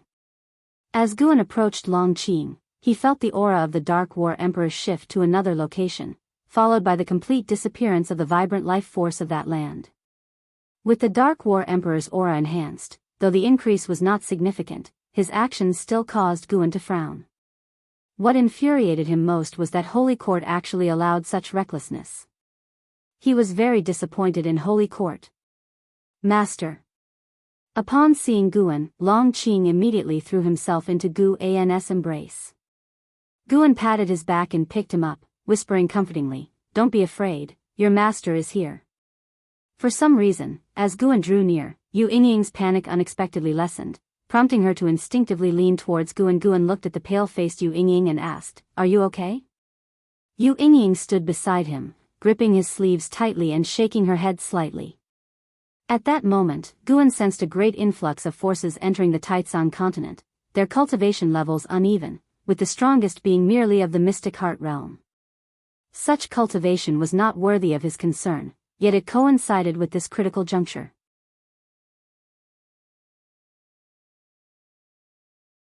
Chapter 343, Darkness Strikes. The Moment of Despair. On the edge of the Taizong continent, dozens of ragged people were heading toward the forest on a beach. A young girl was supporting her elderly grandfather, her eyes filled with terror as she looked up at the blood-light phenomenon in the sky. "Grandpa, they let us come here, could there be any scheme?" the girl asked cautiously, her face smeared with dirt, but it couldn't hide her bright eyes. Her grandfather shuffled forward weakly and said breathlessly, "Things will get better." Not only them, but other people nearby were also worried and hopeful. Across the edge of the continent, many such people were moving toward the interior of the continent. Those with higher cultivation levels disappeared quickly, while those with lower cultivation levels could only proceed on foot. Guan took in these scenes. With his divine sense he could tell these people were all reincarnated demons. Their soul origins shared the same karma as Yu Yingying and Shenxinzi. These people all came through teleportation arrays, and as soon as they arrived, the arrays quickly disappeared. Guan probed their karma, gaining some information. Heavenly Prison. These people were from Heavenly Prison. They also didn't know why they were driven here by the authorities of Heavenly Prison. Although the karma and chi fortune of Heavenly Prison weren't connected to the Holy Court, Guan knew without thinking that it had something to do with the Great Nether Saint King. After all, his enemies were few, and only the Great Nether Saint King had the means to do such a thing. Sending so many reincarnated demons, wasn't it just to attract the Dark Emperor of War? Guan disdained such tactics, but it was good in a way. If it could lure the Dark Emperor of War to come earlier, it would reduce the loss of life, and Sword Venerable Fudao would have a legitimate reason to act. "Master, what exactly is that in the sky?" Long Qing looked up, his little face filled with fear. Anyone seeing him would have a hard time associating him with the great emperor of the Silent Destruction domain. Guan patted his head and comforted softly, "It's nothing, maybe it's going to rain." "Didn't you say you'd be a man after turning 5? How can you still cry?" Hearing this, Long Qing quickly wiped away his tears, clenched his little fists, and said, "I'm not crying. I just got sand in my eyes." Yu Yingying next to them was also amused by his words, lightening the tense atmosphere. Guan put Long Qing down and then looked at Yu Yingying with a smile and asked, "You're not going to keep holding on to me, are you?" At this, Yu Yingying promptly let go of her hands and blushed, scoffing, "Pa, who wants to hold on to you? Really? Just now, someone almost ripped off my sleeve." "Humph, that was an accident." While the two were bantering, the protective formation of the Supreme Sect was activated, a majestic light rose in the distance, and figures of cultivators flew over the Third Medicine Valley. The Supreme Sect quickly entered a state of readiness for battle. The Nine-Finger Divine Lord stood up, looked into the distance and said, "Trouble again. It seems we can't finish this game of chess today." The old cultivator sitting opposite him took a deep breath, about to say something, when the Nine-Finger Divine Lord suddenly disappeared. Shenxinzi under a distant tree also stood up and vanished in place. Below the rolling thunderclouds, the land was engulfed in blazing flames, akin to a mortal world hell. A figure strode through the fire, dressed in worn black battle armor, with curly black hair, his hands and feet festering and bubbling with blood, his slightly hunched back visible under his disheveled hair, and his terrifying face revealed beneath the tangled locks. His face was festering too, only his eyes intact, his lips were gone, revealing a frightening mouthful of teeth. He was the Dark Emperor of War. He advanced while exhaling turbid breath. His gaze turned to the distance, only to see a man in white robes suspended in the sky looking at him. He glanced and then withdrew his gaze. He stopped, straightened his body, as if sniffing at something. Then, he suddenly turned his head toward a direction and vanished from the spot. The next second, he appeared under the blue sky and dove down through layers of cloud sea, scattering clouds for thousands of miles with an unstoppable force, crashing toward the ground. Boom! Terrifying flashes of fire lit up the world, with a destructive force erupting from a point on the continent, sweeping in all directions. The green mountains and rivers turned charred black in its wake. Countless lives were extinguished in an instant. "That's enough. The voice of the man in white echoed, laden with an oppressive tone. Following that, the evil laughter of the Dark Emperor of War rang out, adding a layer of horror to the shattered world. Simultaneously, inside the third Medicine Valley, Guan felt a divine sense sweep over, surpassing the divine immortal of wondrous Dharma. It must be the divine sense of the Dark Emperor of War. As expected, the Dark Emperor of War was still attracted by the karma of the demons on this land. Guan walked toward the transmission array platform. Where are you going? Ji Xiaoyu's voice reached Gu An's ears as he turned around to see her watching him from a distance. He replied using the sound transmission skill, I'm going to Mystic Valley to take a look. There's no need to worry about me with so many people here. After hearing this, Ji Xiaoyu could only nod, then watched him leave. Guan passed through the teleportation array to Mystic Valley, where Lu Jiujia gathered his disciples, all discussing the sudden terrible phenomenon. Master has arrived. A disciple exclaimed in surprise. Everyone turned, showing faces of relief. The Dark Emperor of War's oppression was bone-chilling, and the disciples couldn't help worrying about what would come next. Seeing Guan gave them more peace of mind. Guan walked toward his disciples, and, at the same time, he felt Nine-Fingered Divine Lord locking his divine sense on him. It seems the Nine-Fingered Divine Lord suspected him to be related to Sword Venerable Fudao. Interesting. Just then, living beings across the Taitsong continent suddenly felt suffocated. Regardless of their cultivation level, they all had this sensation. But this feeling was momentary, gone in a flash. What's going on? Zhua Yijin was standing by the heaven-cutting axe, looking at the sky with furrowed brows. Not only him, but everyone at the heavenly repair platform was taken aback, unsure what had happened, yet the sensation they felt was undoubtedly real. The entire Taitsong continent was enveloped in panic. Beneath the sky, the Dark Emperor of War appeared in the air, with the vast ocean below. He looked toward the distant continent, frowning. The continent before him was Taitsong continent. As he approached Taitsong continent, he felt a powerful force blocking his momentum, forcing him to stop. That land hid individuals with great power. With so many heavenly demon auras, the beings on this continent should have nothing to do with the Holy Court. The Dark Emperor of War's eyes flickered. He raised his right hand, and waves of demonic chi surged out, quickly covering the sky and rolling toward Taitsong continent. People of the continent saw dark clouds approaching from the horizon, and before they could ponder further, daylight turned to night. What's happening? Why has the day suddenly turned dark? Did you guys feel your heart stop beating just now? What in the world is going on? Could the great cold demon sect be attacking again? Could it be that some terrifying demon has appeared? Disciples of Mystic Valley were abuzz with speculation. Gu An's face was stern, unable to tell the disciples the reason. He could only ask them to have faith in the supreme sect. After the continent was covered by dark clouds, the pressure of the Dark Emperor of War intensified, leaving the living beings full of fear and unease. Standing in front of a wooden railing, Ji Xiaoyu was somewhat dazed. She seemed to see a dark figure approaching her, each step filled with oppressive might, stepping on her heart. Not just her, but all beings on the continent were pulled into this eerie state. Inside the palace, Li Xiandao sat on the throne, also in a daze. The courtiers around him lost their color, and he saw a figure approaching from outside the hall, like the Grim Reaper drawing near. The courtiers all went pale, falling into an eerie silence.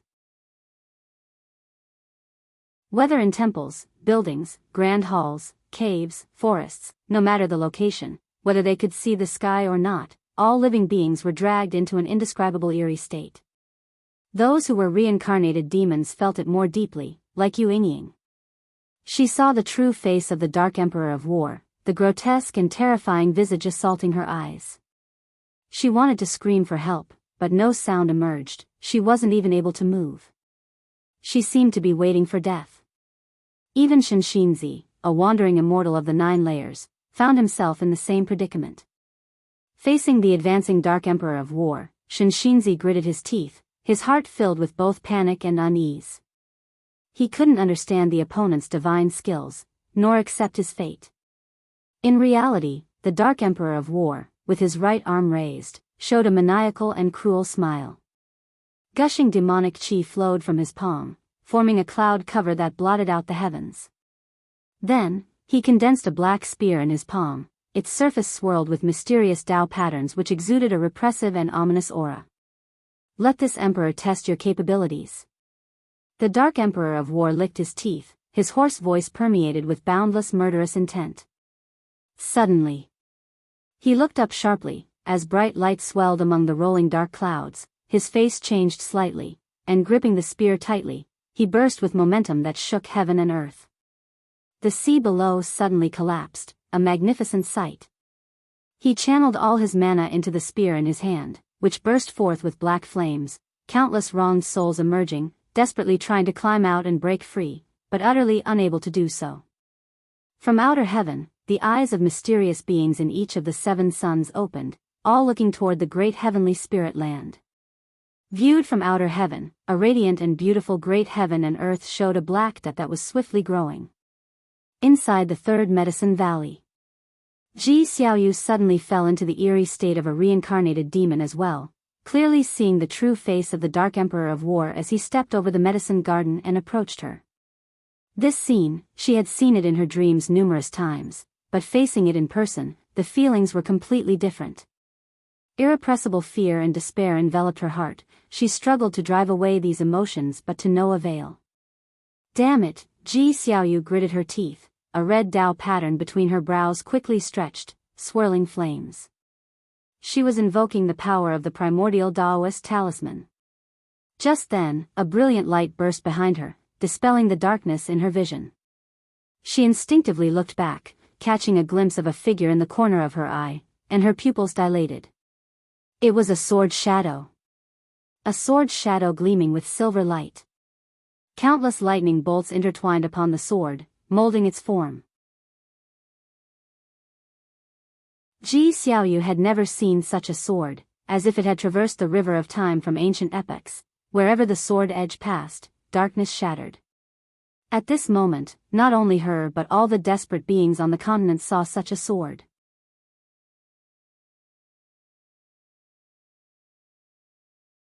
Chapter 344, Eternal Boundless Divine Sword. When the sentient beings of the continent trapped in terrible illusions saw a mysterious sword shadow, in reality, the Dark Emperor also spotted that sword shadow. The sword shadow faced by the Dark Emperor was even more majestic and overwhelming.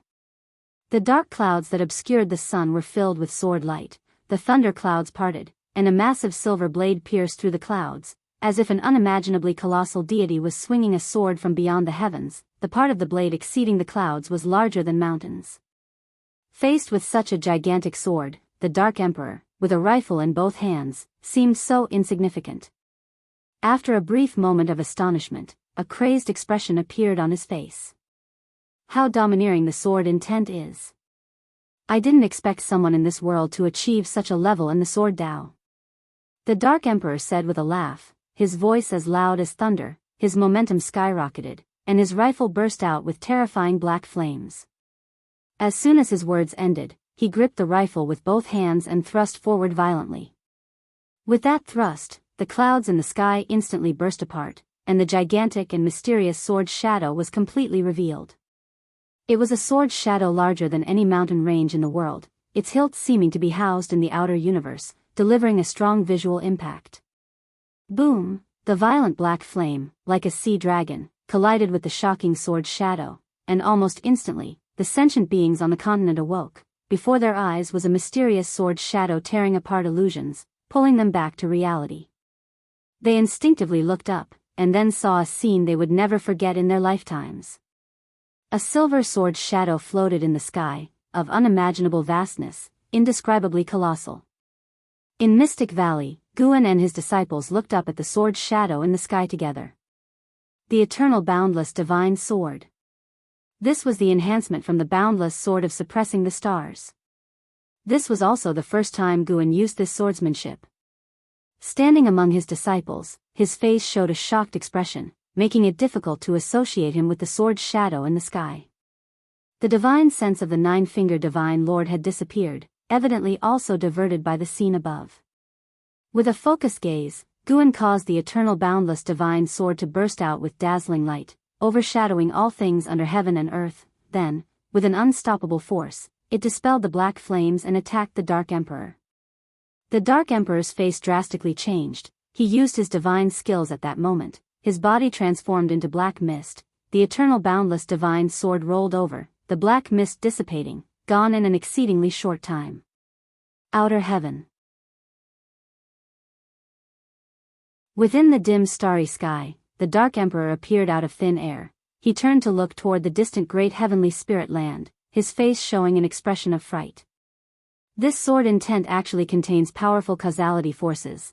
The Dark Emperor was secretly shocked. Thankfully he possessed profound divine skills, breaking free from the suppression of the sword intent in an instant, escaping to the universe.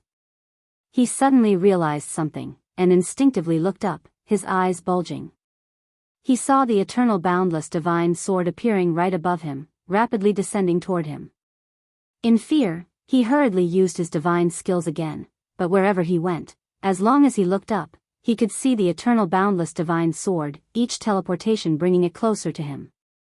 The Dark Emperor felt the despair that the sentient beings of Taitsong continent had felt earlier, but even more intensely. It was like an inescapable destiny.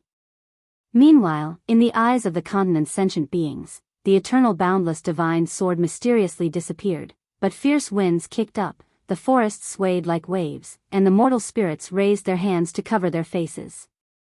After the tumult subsided, the sentient beings looked up, only to see the phenomenon of blood light in the sky dispersing. At first glance, it appeared as if dusk was setting. After a brief silence in Mystic Valley, the disciples cheered in unison. The entire supreme sect was like a pot exploding, the roaring noise trembled the heavens.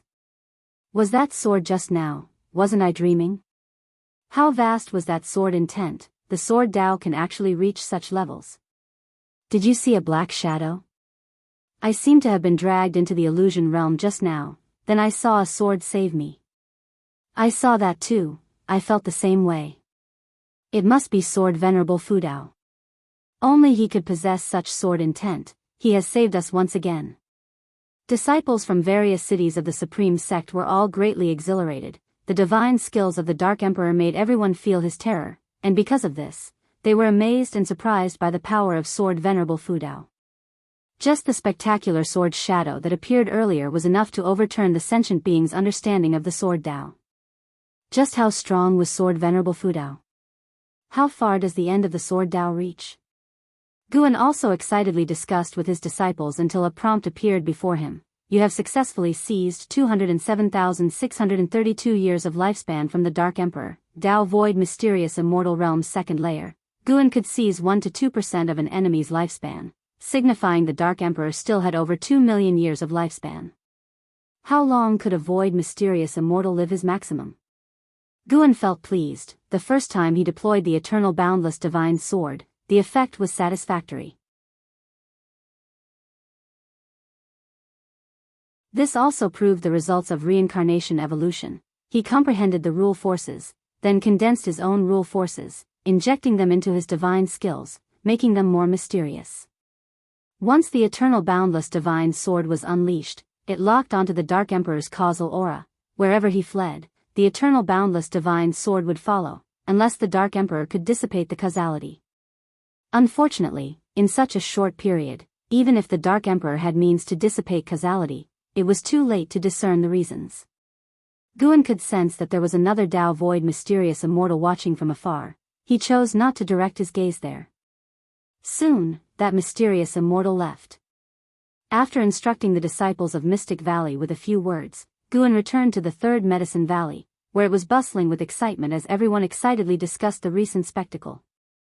Guan stepped down from the transmission array platform and saw Shinshinzi in the distance, gazing blankly at the sky, lost in thought. Yu Yingying, holding Long Qing, walked over quickly. She approached Guan, excitedly saying, "Did you see just now? Sword Venerable Fudao's sword Tao is unbelievable. That sword felt like it flew in from beyond the heavens." She grew more excited as she spoke, becoming even incoherent toward the end.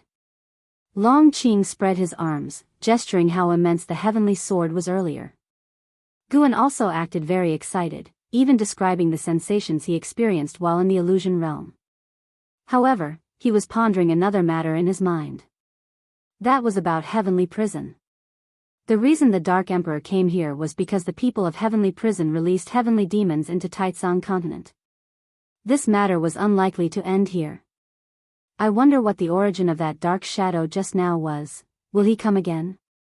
I hope Sword Venerable Fudao has already annihilated him, Yu Yingying spoke anxiously, and Guan could only comfort her by trusting Sword Venerable Fudao. He was also unclear about the origins of the Dark Emperor, but could be sure that the Dark Emperor had no blood relations with the Long family, no causal connections whatsoever, and importantly, the Dark Emperor's true form was not of the human race. After chatting for a while with Yu Yingying, Guan finally excused himself, then went on to talk briefly with an Xian, Ji Xiaoyu, and others. The impact of this battle was bound to last a long time. In unseen distant places, many great cultivators peaked at this battle. The power of Sword Venerable Fudao shocked countless people. Wiping out the Great Cold Demon sect had already spread the name of Sword Venerable Fudao into the sight of the great sects, but for the great sects, Sword Venerable Fudao was at most a formidable figure. Now it was different. The aura of the Dark Emperor shocked the entire Great Heavenly Spirit Land. His terrifying aura was incomparable even to the entire Great Cold Demon sect combined. Every being that had reached the carefree primordial immortal realm witnessed the process of the Dark Emperor's demise.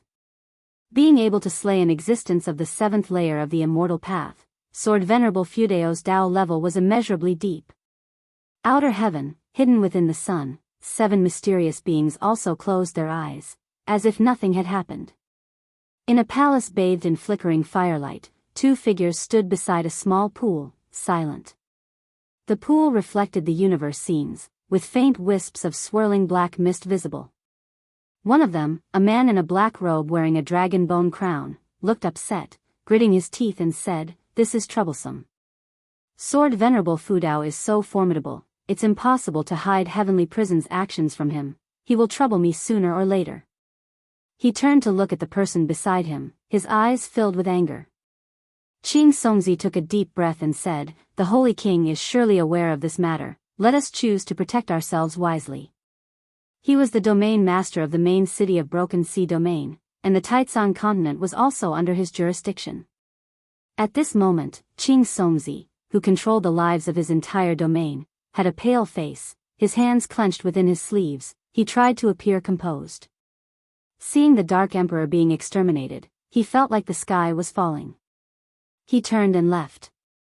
The man in the black robe said sternly, "If Sword Venerable Fudao comes looking, I can only reveal the existence of the Holy King. I couldn't possibly hide this matter with my Dao level. You'd better pray that Sword Venerable Fudao does not come looking." Qing Songzi left those words and disappeared on the spot. The man in the black robe watched the direction he left, unable to contain his anger, causing the entire palace to tremble. Under the dazzling starry sea, an island quietly suspended, small in size, featuring a center area cleared of vegetation, paved with white jade. One after another, figures appeared on white jade square, all radiating strong light in various colors, barely able to discern their shapes, their faces blurry, only their eyes clearly visible.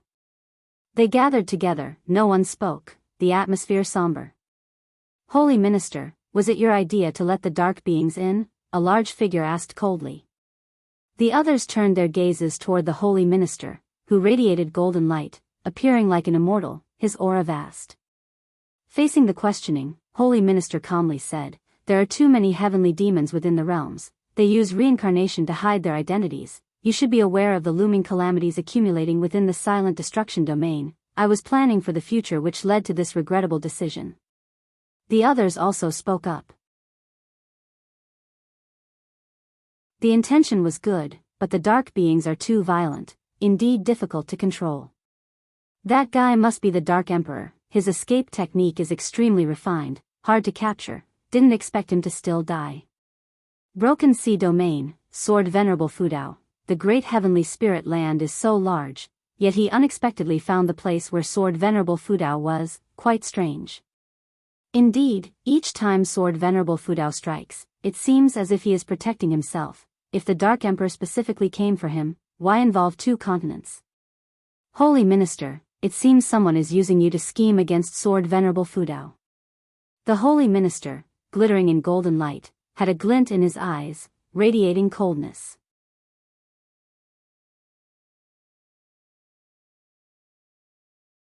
Chapter 345. The Holy Minister appears mortal world peak, atop a mountain summit.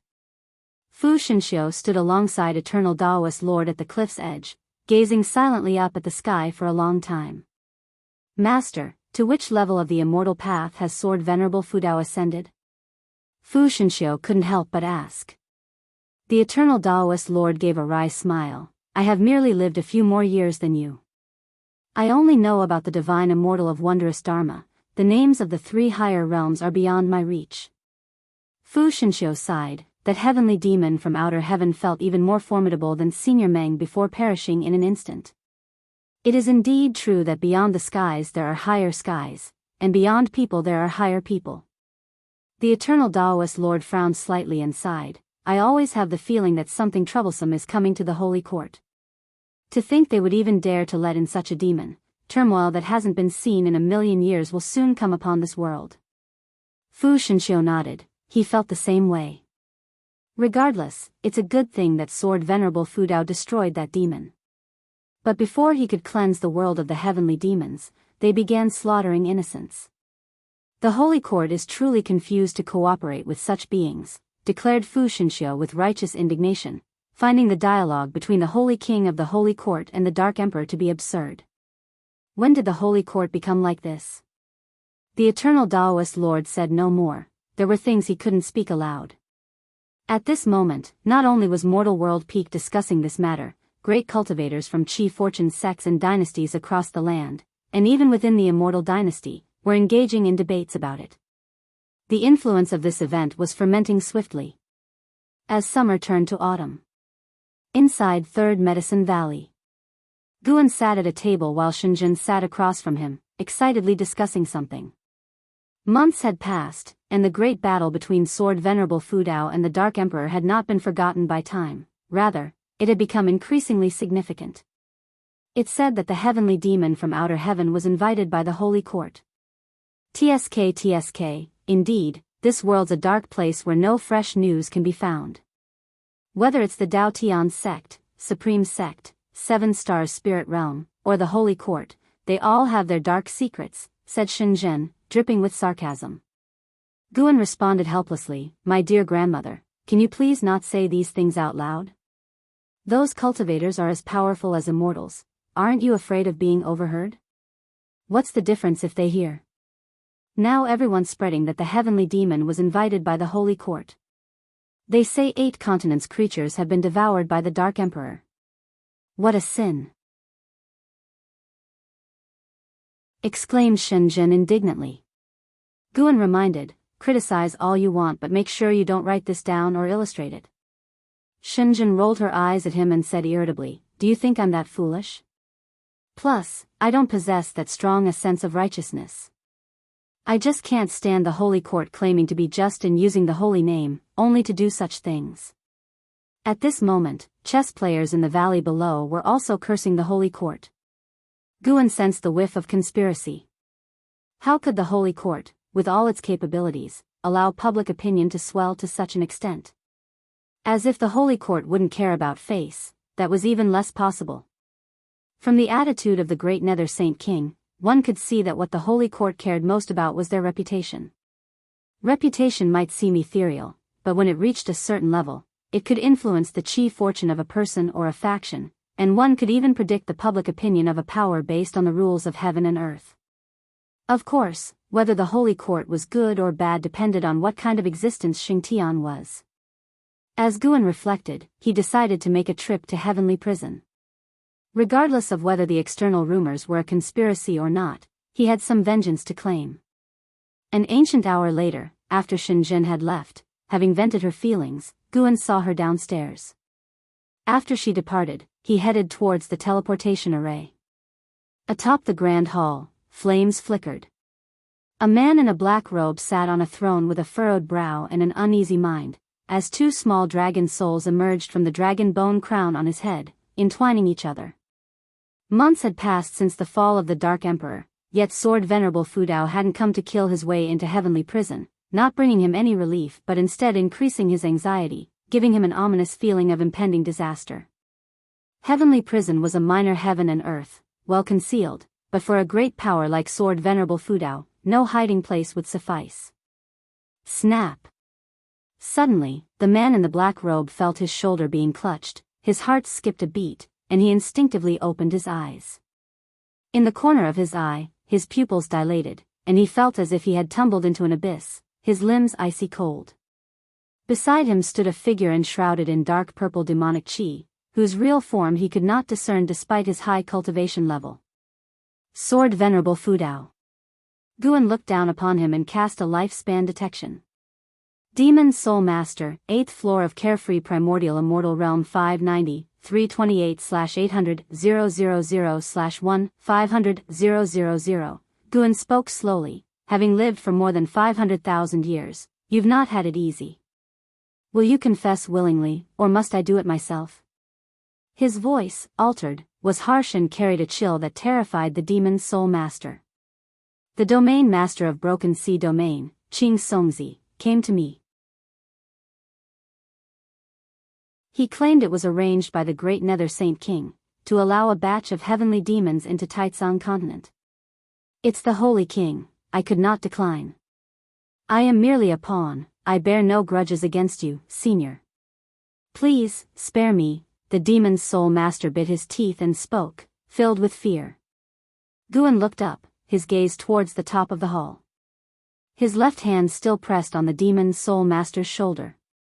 Following Guan's vision, a streak of golden light appeared atop the grand hall, as if space had split open. The light quickly expanded, and a figure stepped out from it. The person was bathed in golden light, so even Guan couldn't see the true form. Guan threw another lifespan detection at the newcomer. Holy Minister, 9 layers of divine thought, true immortal 0/0/0, no lifespan? It's not the true form. The Demon Soul Master also saw the figure of the Holy Minister, his eyes filled with panic. He had never seen the Holy Minister before, but such an emergence was not favorable for him at this time. The Holy Minister spoke, I can depose the Great Nether Saint King. His first statement caused the Demon Soul Master's complexion to shift drastically. Such audacity! Within the Holy Court, only 2 entities had the power to depose a Saint King. No matter which it was, the Demon Soul Master dared not provoke. Guan asked, who might you be? The Holy Minister replied, I am the Holy Minister of the Holy Court, overseeing the entire court. The coming of the Dark Emperor was my idea, originally intended to eradicate the heavenly demons of the mortal world. However, I did not anticipate such a preposterous outcome. Guan didn't expect the Holy Minister to admit to this so readily. For a moment, he couldn't discern the Holy Minister's true intentions. Sword Venerable Fudao, you have refused the destined chief fortune of the Holy Court, and I do not wish to delve into your reasons. I only seek to understand your stance towards the Holy Court to prevent any misunderstandings between us. From your actions, it's clear you are neither of the demon path nor the wicked, said the Holy Minister calmly, his tone devoid of any emotional fluctuation. Guan fell silent for a moment and then said, I have no intention of making enemies with anyone. I seek only to cultivate in peace. My previous intervention was merely because I resided in that land, benefiting from nature's spiritual energy, and felt an obligation to act on behalf of that land. Upon hearing this, the Holy Minister immediately said, I see. I can understand. Through the ages, indeed, there have been ascetics like you who are solely dedicated to the immortal path. You have shielded those people, and they are fortunate for that. From this point on, the Holy Court shall not disturb your cultivation. This time, there was a hint of mirth in his tone. May I make a request? Guan suddenly asked. Please, speak. Bring the Great Nether Saint King to me. I want to kill him myself.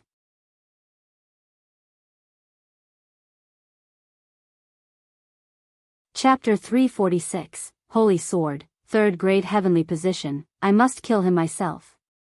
The words of Guan echoed in the great hall, the flickering flames growing more intense, as if startled by his declaration. The Punisher of Demon Souls, held by the shoulder with one hand by Guan, listened with secret alarm.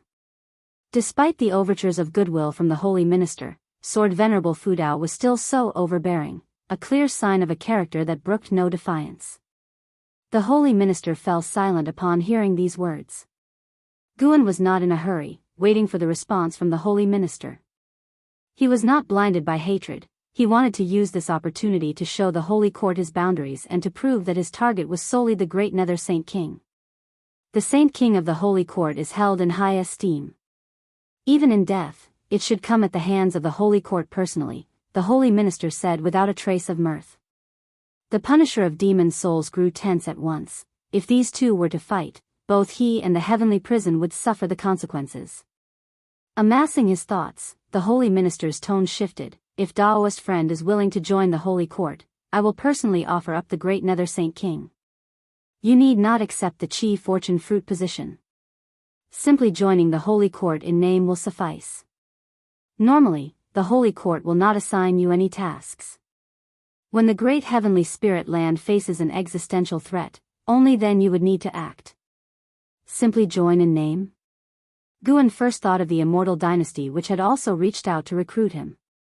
With the Immortal Dynasty as a potential rival, the Holy Court indeed found it hard to trust an unidentified existence. Even if the Holy Court was unaware of Sword Venerable Fudao's true identity, it was not important. What mattered was letting all beings know that the recently renowned Sword Venerable Fudao had joined the Holy Court. Guan actually did not object to joining the Holy Court. Lacking a stance, one only gathers more enemies. What he opposed was merely the Chi Fortune Fruit position. Good, Guan uttered a single word. The holy minister immediately raised his hand, sending a golden token flying towards Guan, who lifted his right hand to catch it. Not heavy, lighter than a feather, nearly 20 centimeters in length, and about 4 fingers wide. Its edges were carved with dragon figures, and at the top were 2 fire phoenixes, their claws intertwined, symmetrical, and exquisitely done, possessing an aesthetically pleasing look. 3 words were inscribed on the token. Holy Sword 3. The Holy Sword is the title I bestow upon you, the holy minister explained. The 3 below signifies your heavenly position. The Saint King too holds a 3rd grade heavenly position. It is indeed beneath your talents to be at the 3rd grade heavenly position as a divine thought true immortal. However, since you are unwilling to accept the Chi Fortune Fruit position, the Holy Court cannot fully trust you. I hope you can understand. This token is made of the same material as other holy orders, but I have not imposed any other restrictions on it, lest it provokes your apprehension. Its only purpose is to display your identity to others. Its unique material ensures it cannot be replicated by other powers. After listening, Guan thought to himself, had this fellow decided upon this before even coming here? But he had to admit, with the deep foundation of the Holy Court, they indeed had such confidence. Above the Saint King was the Holy God, and it was not impossible for the Saint King to reach Tao Void Mysterious Immortal, or the Holy God to reach Divine Thought True Immortal. Add to that the exalted Xingtian, and the Holy Court's strength was formidable to even contemplate. Most crucially, the Holy Court not only possessed high-level combatants, but the number at each realm was beyond measure. As a divine thought true immortal, Guan could now observe Chi Fortune, and the Chi Fortune of the Holy Court was more terrifying than all other powers in the great heavenly spirit land combined, including the Immortal Dynasty. From today onwards, you are the Holy Sword of the Holy Dynasty. This is a title created especially for you. I will announce it to the world in the future. I will have someone send your treatment to the Taitsung continent. You need not visit the Holy Court for audience. Are you satisfied? The holy minister asked. Guan replied, of course, satisfied. Thank you, holy minister. The holy minister chuckled, from now on, we shall address each other as Taoist friends. Although the heavenly prison does not enjoy the Holy Court's Chi Fortune, it serves the Holy Court. If you are dissatisfied with this prison master, you may kill him. I will arrange someone else to take over. At these words, the despair was clear on the Punisher of Demon Souls' face. Begging for mercy, he implored, please spare me, Senior. Senior, Guan released his left hand, and the Punisher of Demon Souls regained his freedom. He promptly knelt down, incessantly kowtowing to Guan. The carefree primordial immortal was in such a wretched state, lacking any of the demeanor expected of him. Let him continue as he was, Guan stated. The holy minister smiled and transformed into a golden light that contracted and disappeared into thin air. The Punisher of Demon Souls, overjoyed, continued to bow and thank Guan, do as you see fit. With that parting remark, Guan vanished. Lifting his head to find Guan gone, the Punisher of Demon Souls sighed in relief. Great Nether Saint King, even you have met your day. The Punisher of Demon Souls thought of the fate awaiting the great Nether Saint King and couldn't help but feel secretly thrilled. He was deeply grateful to Guan. The words of the holy minister had clearly been an abandonment, and under such circumstances, Sword Venerable Fudao had still spared his life. How could he be anything but thankful? He vowed to please Sword Venerable Fudao from now on. This might be an opportunity. Guan returned to Mystic Valley, settling beneath the green vine tree in the 8 scenic caves. He took out the Holy Order, musing thoughtfully. He had checked the Holy Order, it truly held no traps, not even qualifying as a magic artifact. He had to say, the holy minister was quite sincere. Even though Guan didn't fully agree with the holy minister's methods before, he had now been successfully recruited. That the holy minister had climbed to his position was no coincidence. But Guan didn't want to get too close to the holy minister. Agreeing to join the holy court was merely to reduce trouble. The holy minister's 9th level divine thought true immortal realm also pressured Guan. Guan didn't want to test his combative abilities at the same realm.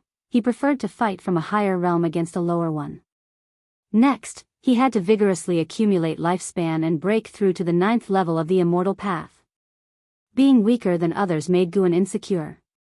With the actions of the Holy Court, they could become foes at any moment.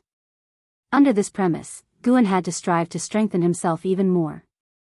The green vine tree seemed to sense Guan's mood, extending 2 vines to gently massage his shoulders. Guan closed his eyes and began to relax. Now, he just needed to wait for when the holy minister would send the great Nether Saint King. If the holy minister truly intended to forsake the great Nether Saint King, he likely wouldn't go down without a fight. There was an interesting show to look forward to. It was only when night fell that Guan returned to the 3rd Medicine Valley. The autumn night sky was strewn with stars, dazzling like a painted scroll. Guan stood below the tower, appreciating the moonlight. Long Qing ran to him, arms wide, asking to be held. Guan picked up Long Qing, laughing. How big you are now, still asking to be held, are you still a little man? 5-year-old Long Qing, wearing a refined blue robe and with a lovely face bright with playful eyes, heard Guan's words and pulled at his eyelids and stuck out his tongue, saying, I don't care, I want master to hold me. Guan couldn't help but squeeze his little nose, feeling that an Xian was raising him with a hint of femininity. Master, have you ever been to the stars? Long Qing suddenly pointed to the night sky and asked.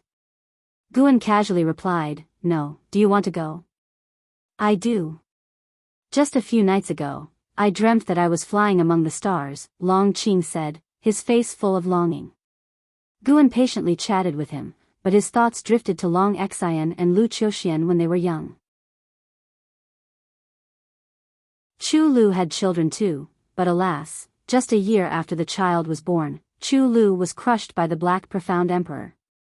Guan possessed these memories and felt the emotions within them, but he didn't get caught up in those attachments. After all, those memories from 3 lifetimes ago were far removed from his current life. Guan always believed that his present self was truly him, and reincarnation evolution was just a way to become stronger. He was the original, and the others were merely his projections. Maybe at a certain realm, he would need to go through reincarnation as a form of practice, like Ji Xiaoyu. As Guan was lost in thought, he suddenly sensed the presence of Tao Void mysterious immortal erupting from afar. Focusing his gaze, he saw a Tao Void mysterious immortal flying out from the holy court and swiftly headed into the universe. However, an immense void hand emerged from the darkness above the universe, capturing the Tao Void mysterious immortal at a lightning-fast speed. The Tao Void mysterious immortal had almost reached the edge of the silent destruction domain, just shy of escaping into it. Guan could tell that the void hand was transformed from divine thought. The Holy Minister. This void hand's aura was precisely that of the Holy Minister he had seen before, only stronger. After capturing the Tao Void mysterious immortal, the void hand vanished along with the trace of the Tao Void mysterious immortal. Guan noticed many powerful divine senses probing from within the great heavenly spirit land, including divine thought true immortal's divine senses, originating only from two locations, the Holy Court and the Immortal Dynasty. Indeed, the world still hid many great powers. Guan mused silently, fortunate that he had not offended too many, as every breakthrough was shielded by a lifespan barrier, otherwise, he would have been crushed long ago. A Tao Void mysterious immortal publicly captured, Guan seriously suspected it was an intentional display by the Holy Minister, wishing to showcase his own strength. Otherwise, that Tao Void mysterious immortal would have had no chance to escape the Holy Court. Guan felt apprehension and refrained from further thought, let alone powers without a Tao Void mysterious immortal realm old monster at the helm. Of course, those who were aware of this battle were at least divine immortals of wondrous dharma. Carefree primordial immortal could sense the earlier aura, but definitely couldn't keep pace with the speed of Tao Void mysterious immortal, probably oblivious to what had occurred. Guan withdrew his divine sense and carried Long Qing upstairs. Listening to the little guy recount his dreams, Guan found it abstract and amusing. Talk of an Exion rolling on the stars and Bull Demon King fighting with the stars seemed utterly absurd. 5 days later, Guan returned from Ninshu Cave to the Third Medicine Valley. In high spirits, he started discussing Journey to the West with Shinshinzi. Shinshinzi already knew that Journey to the West was written by Guan, although Guan claimed that he heard it from others, combined with his own dreams, which made Shinshinzi more reverent towards Journey to the West. Therefore, Shinshinzi steadfastly held on to his interpretation, even attempting to persuade Guan.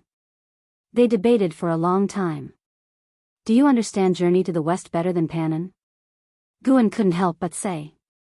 Shinshinzi said nonchalantly, what is Pannon in comparison? He's just a writer. What does he know about Journey to the West? Guan, amused and frustrated, gave him a thumbs up, exclaiming, you're amazing. With that, Guan left. Shinshinzi was undisturbed and continued reading. Guan flew towards the outer gate city, sensing two powerful auras emerging on the edge of the continent. Both were Tao Void mysterious immortal realm cultivators. One of them was the Tao Void mysterious immortal captured by the Holy Minister 5 days ago. His aura was now weak, clearly having suffered serious injuries. Guan had not anticipated the Holy Minister to act.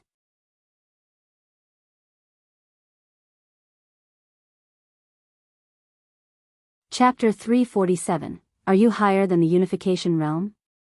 Atop a cliff stood two figures, one of whom was the white-robed man who had previously conversed with the Dark Emperor. The other person, disheveled and with torn red garments, had his hands bound with iron chains. His back was plastered with talisman papers that fluttered as the sea breeze blew, unsettling his long and messy hair. Wandering Holy King, what thoughts cross your mind upon witnessing my plight? Asked the man in chains, his expression indifferent and his gaze as deep as a secluded well. The white-robed man acknowledged as the wandering Holy King replied without a trace of emotion, I am even more grateful. Tao Void mysterious immortal is extremely powerful, and your position is high, Holy King. However, the higher you stand, the more careful you must be in your actions, because you have more enemies. Upon hearing this, the great Nether Holy King closed his eyes and a smile appeared on his face. The great Nether Holy King raised his arms slightly, causing the chains to shake with a crisp sound. How do you know that your circumspect choices are correct? Watch, the Holy Minister surely harbors even bigger schemes, laughed the great Nether Holy King with a carefree demeanor, having come to terms with life and death. The wandering Holy King sensed something and instinctively turned his head, his expression suddenly unnatural. They saw a figure shrouded in dark purple demonic chi appear behind them. Sword Venerable Fudao. The wandering Holy King felt an immense pressure rushing towards him, reminiscent of facing the Holy Minister or Holy God. At that moment, he understood why the holy minister held Sword Venerable Fudao in such high esteem. He immediately clasped his hands in a formal salute and said, "I have seen the holy sword." Upon hearing these words, the great Nether Holy King's figure trembled slightly. He appeared composed, but how could he not be tense when facing life and death? Wandering Holy King, Tao Void Mysterious Immortal Realm Level 4174098/600000/7500000. Great Nether Holy King, Tao Void Mysterious Immortal Realm Level 215804422/400000/50000000. Guan looked at the lifespans of the two and was inwardly pleased.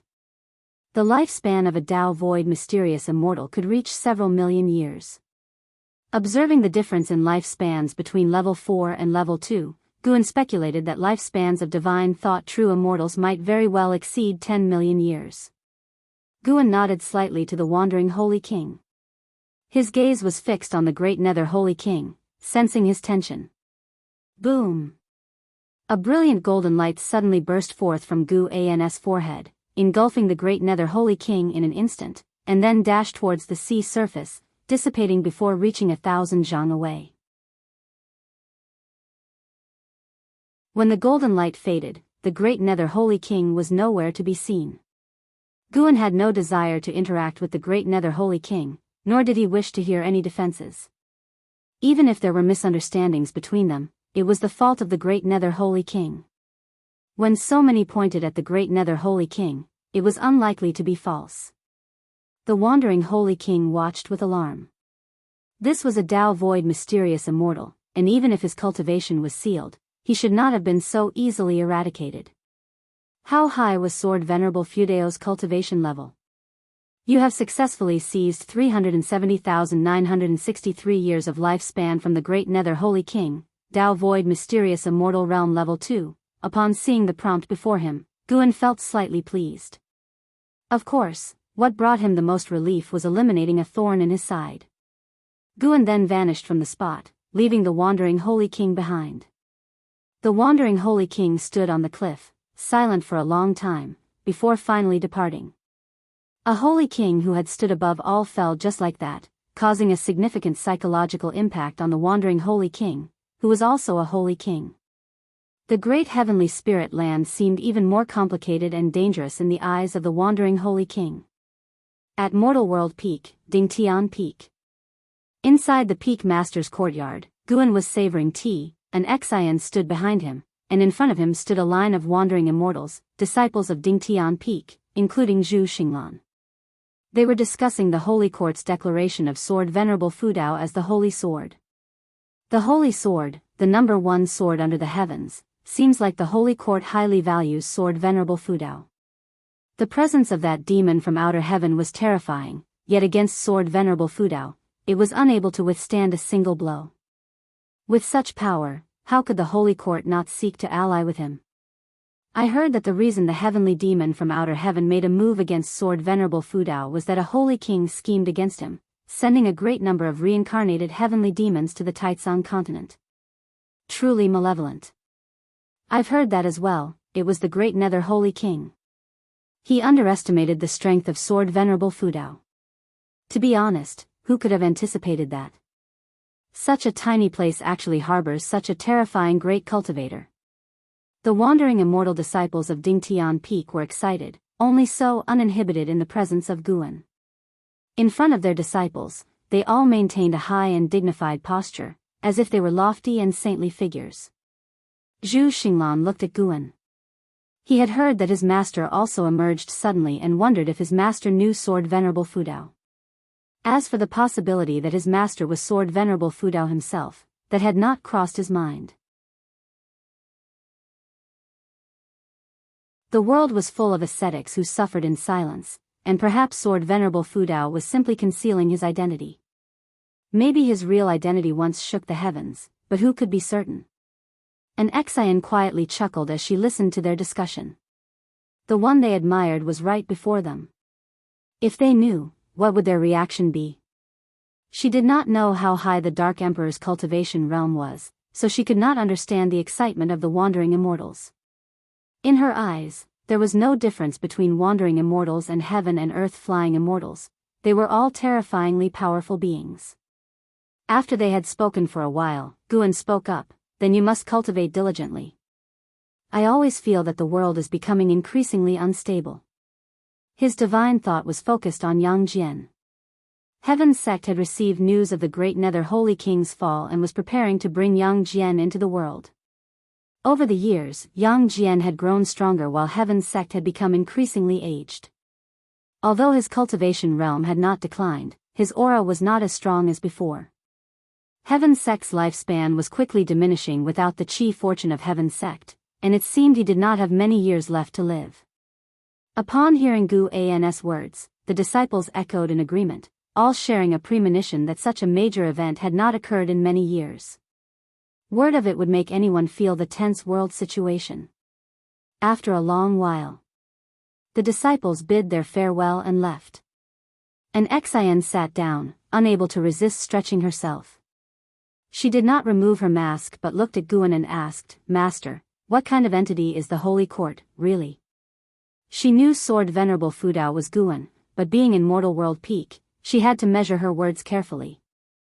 Guan replied, "It is the governing power of the mortal world, the strongest of our times. As for good or bad, that depends on the circumstances. In this world, there was no absolute good in a person or power. Even the current supreme sect hid untoward secrets." Even though he had joined the Holy Court, Guan felt no fondness for it. Once he surpassed the 9 heavens of immortal path, he would no longer need to hold any fear towards the Holy Court. Right now, he was more curious about the silent destruction domain. The Annihilation God Emperor could easily annihilate Long Zhan, who surpassed the 9 heavens of the immortal path, but now it seemed Xingtian was capable of countering the silent destruction domain. Could it be a different silent destruction domain? Or perhaps, the Annihilation God Emperor had long since departed?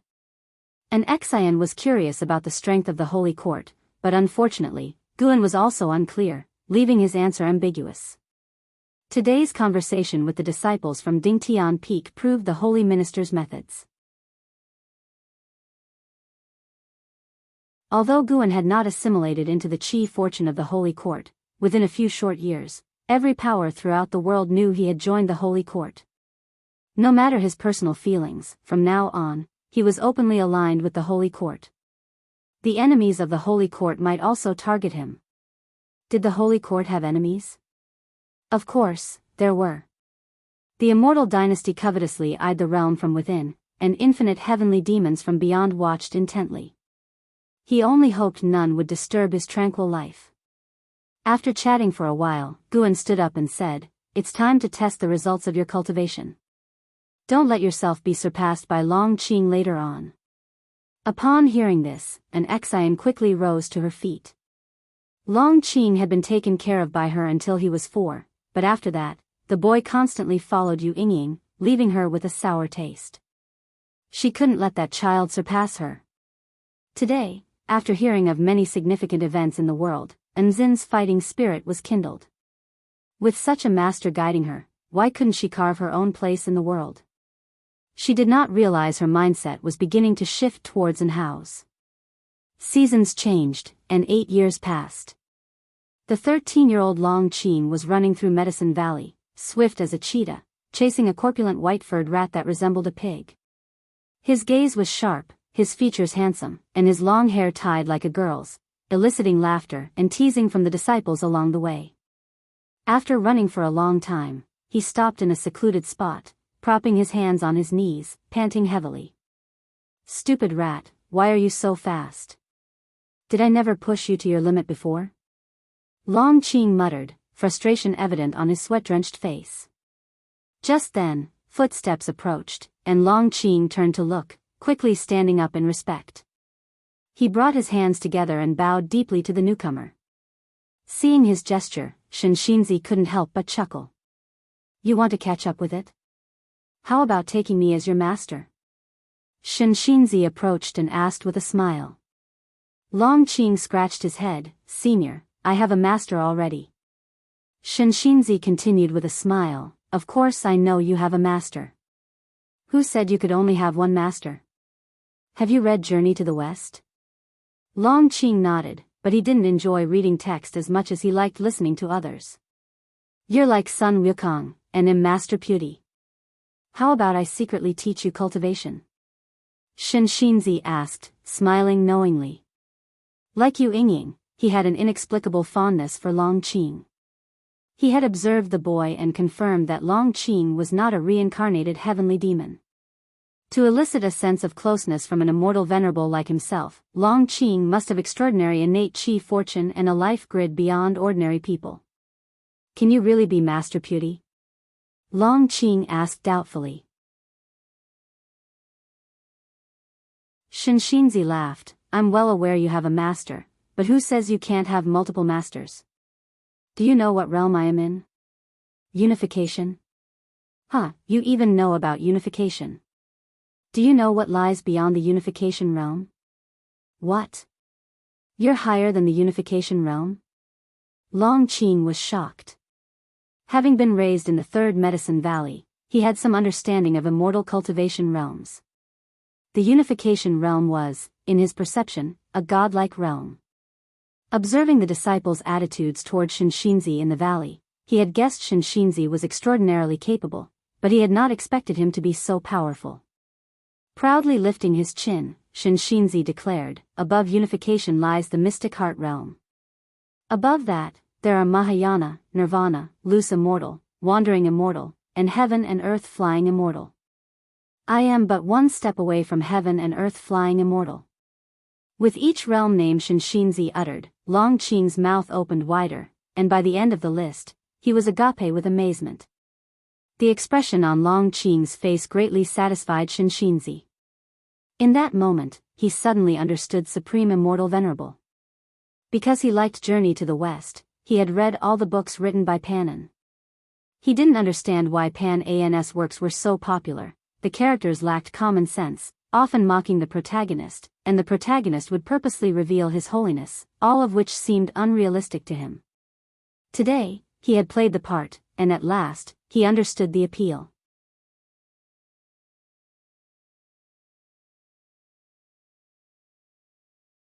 Chapter 348, Studying the Deification. As Shinxinzi secretly admired Pan's understanding of the human heart, Long Qing couldn't help but ask, if you are so powerful, why do you stay in Medicine Valley? Shinxinzi smiled gently and said, I am not from the Supreme Sect, I just like the atmosphere here and want to stay for a few centuries to clear up the confusion in my heart. A few centuries. Long Qing's look at Shinxinzi changed, and he began to believe Shinxinzi's words. You say you are a wandering immortal, how can you prove it?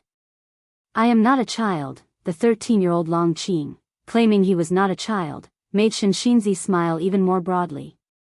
Shinxinzi grabbed Long Qing's shoulders, and without waiting for Long Qing to react, he leaped into the air.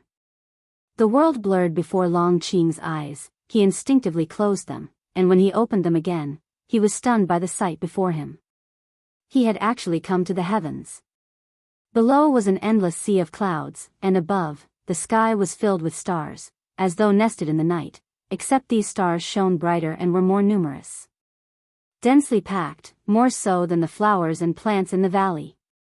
Long Qing opened his mouth wide, his bright eyes sparkling with an unusual gleam. With a sky full of stars overhead, Long Qing's view of the world seemed infinitely larger. He twirled around on the spot, not even realizing there was no ground beneath his feet. Shinxinzi stood by, smiling. Suddenly, he understood Master Beauty's feelings. No wonder Guan said Master Beauty was very fond of Sun Wukong. Long Qing turned several times, then suddenly realized he was suspended in midair, and quickly grabbed onto Shinxinzi's robe sleeve in fright. Is this the heavens? He asked Shinxinzi, full of anticipation. Seeing the boy's fearlessness, Shinxinzi held him in even higher regard. Shinxinzi replied, correct, we are extremely far from the ground. With the speed you chased the white spirit rat before, it would take at least 20 years to reach here. Upon hearing this, Long Qing widened his eyes.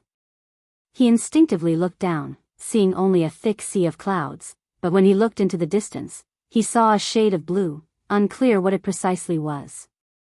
He looked up again and pointed at a shooting star, asking, "What is that?" Shinshinzi looked up and answered, "That is a heaven and earth flying immortal returning, very far from us." "Heaven and earth flying immortal, can I go to the stars?"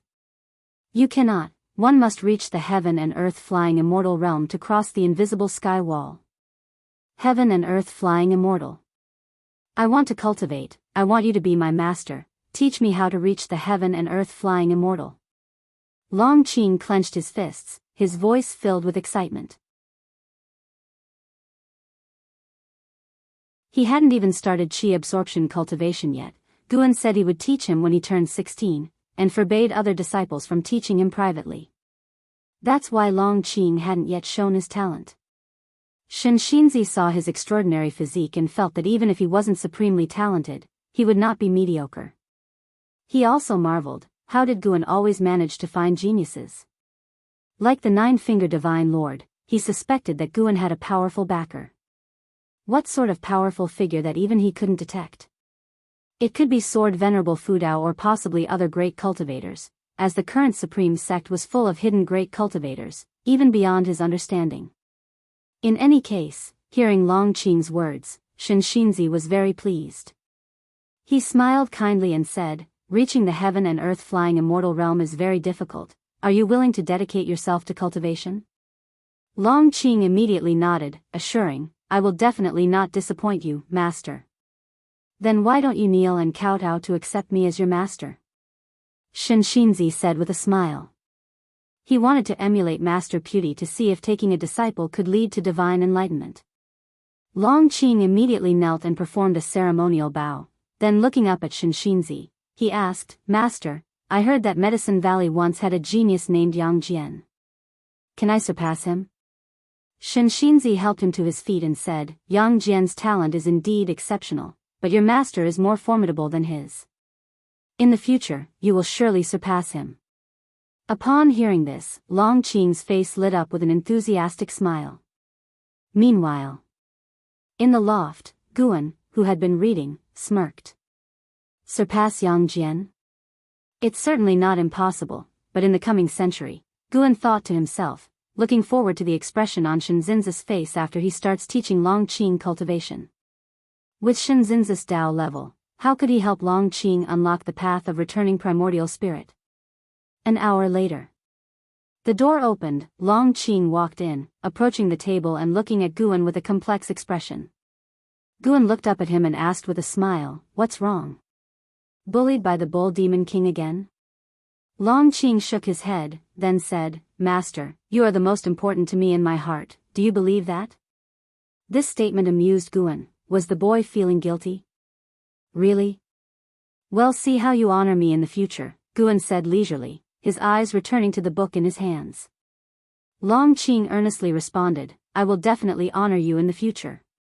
Once I become an immortal, I will make the supreme sect respect you."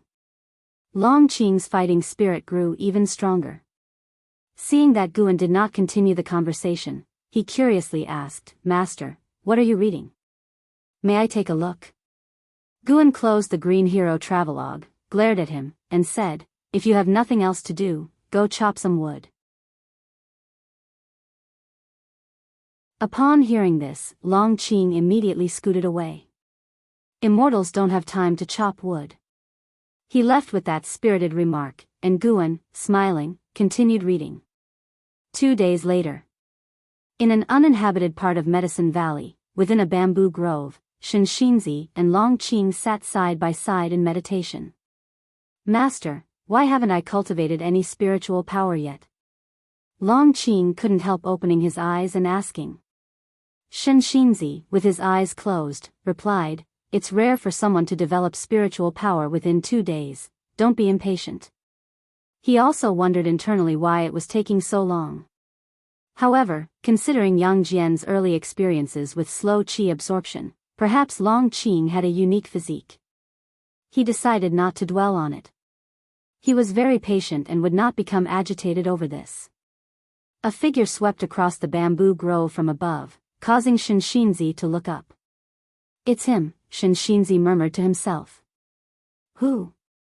Long Qing asked curiously, having caught a glimpse of the figure as well. Shenxinzi shook his head and didn't continue. Long Qing quickly stood and ran towards the edge of the bamboo grove. Shenxinzi got up as well, not angry at Long Qing's actions. After all, the boy was only 13. In the loft, Guan replaced the book he had been reading with Investiture of the Gods and studied it carefully. Clang! The window was suddenly pushed open, startling Guan as he turned his head, his face then breaking into a delighted smile. Liya! How did you come back? Guan asked excitedly. Liya landed, adjusting his clothes while grumbling, What? Aren't you happy to see me? How could that be? Please sit. Sit down. Guan put down Investiture of the Gods, then stood up to brew tea for Liya. Liya took a seat at the table, noticing the book he had been holding, and laughed. After all these years, you're still reading Investiture of the Gods? You don't think to discover some Tao in it like others, do you? Guan brewed the tea and replied, Just browsing. The stories in this book surely can't compare to your experiences. Tell me, how have you been these years? Have you been injured? Li Ya's expression turned serious as he said, With my current skills, how could I be injured? Besides, I have divine exotic city. Since you want to hear, I'll tell you all about it, and later you can take notes. Guan brought over hot tea, placed the cup in front of him, sat down, and said with a laugh, Indeed, owning divine exotic city, even my disciple Long Qing couldn't possibly get injured.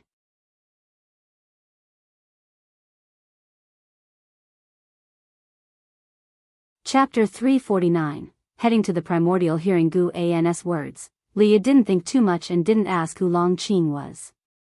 He began to recount his experiences over the years. Guan listened attentively.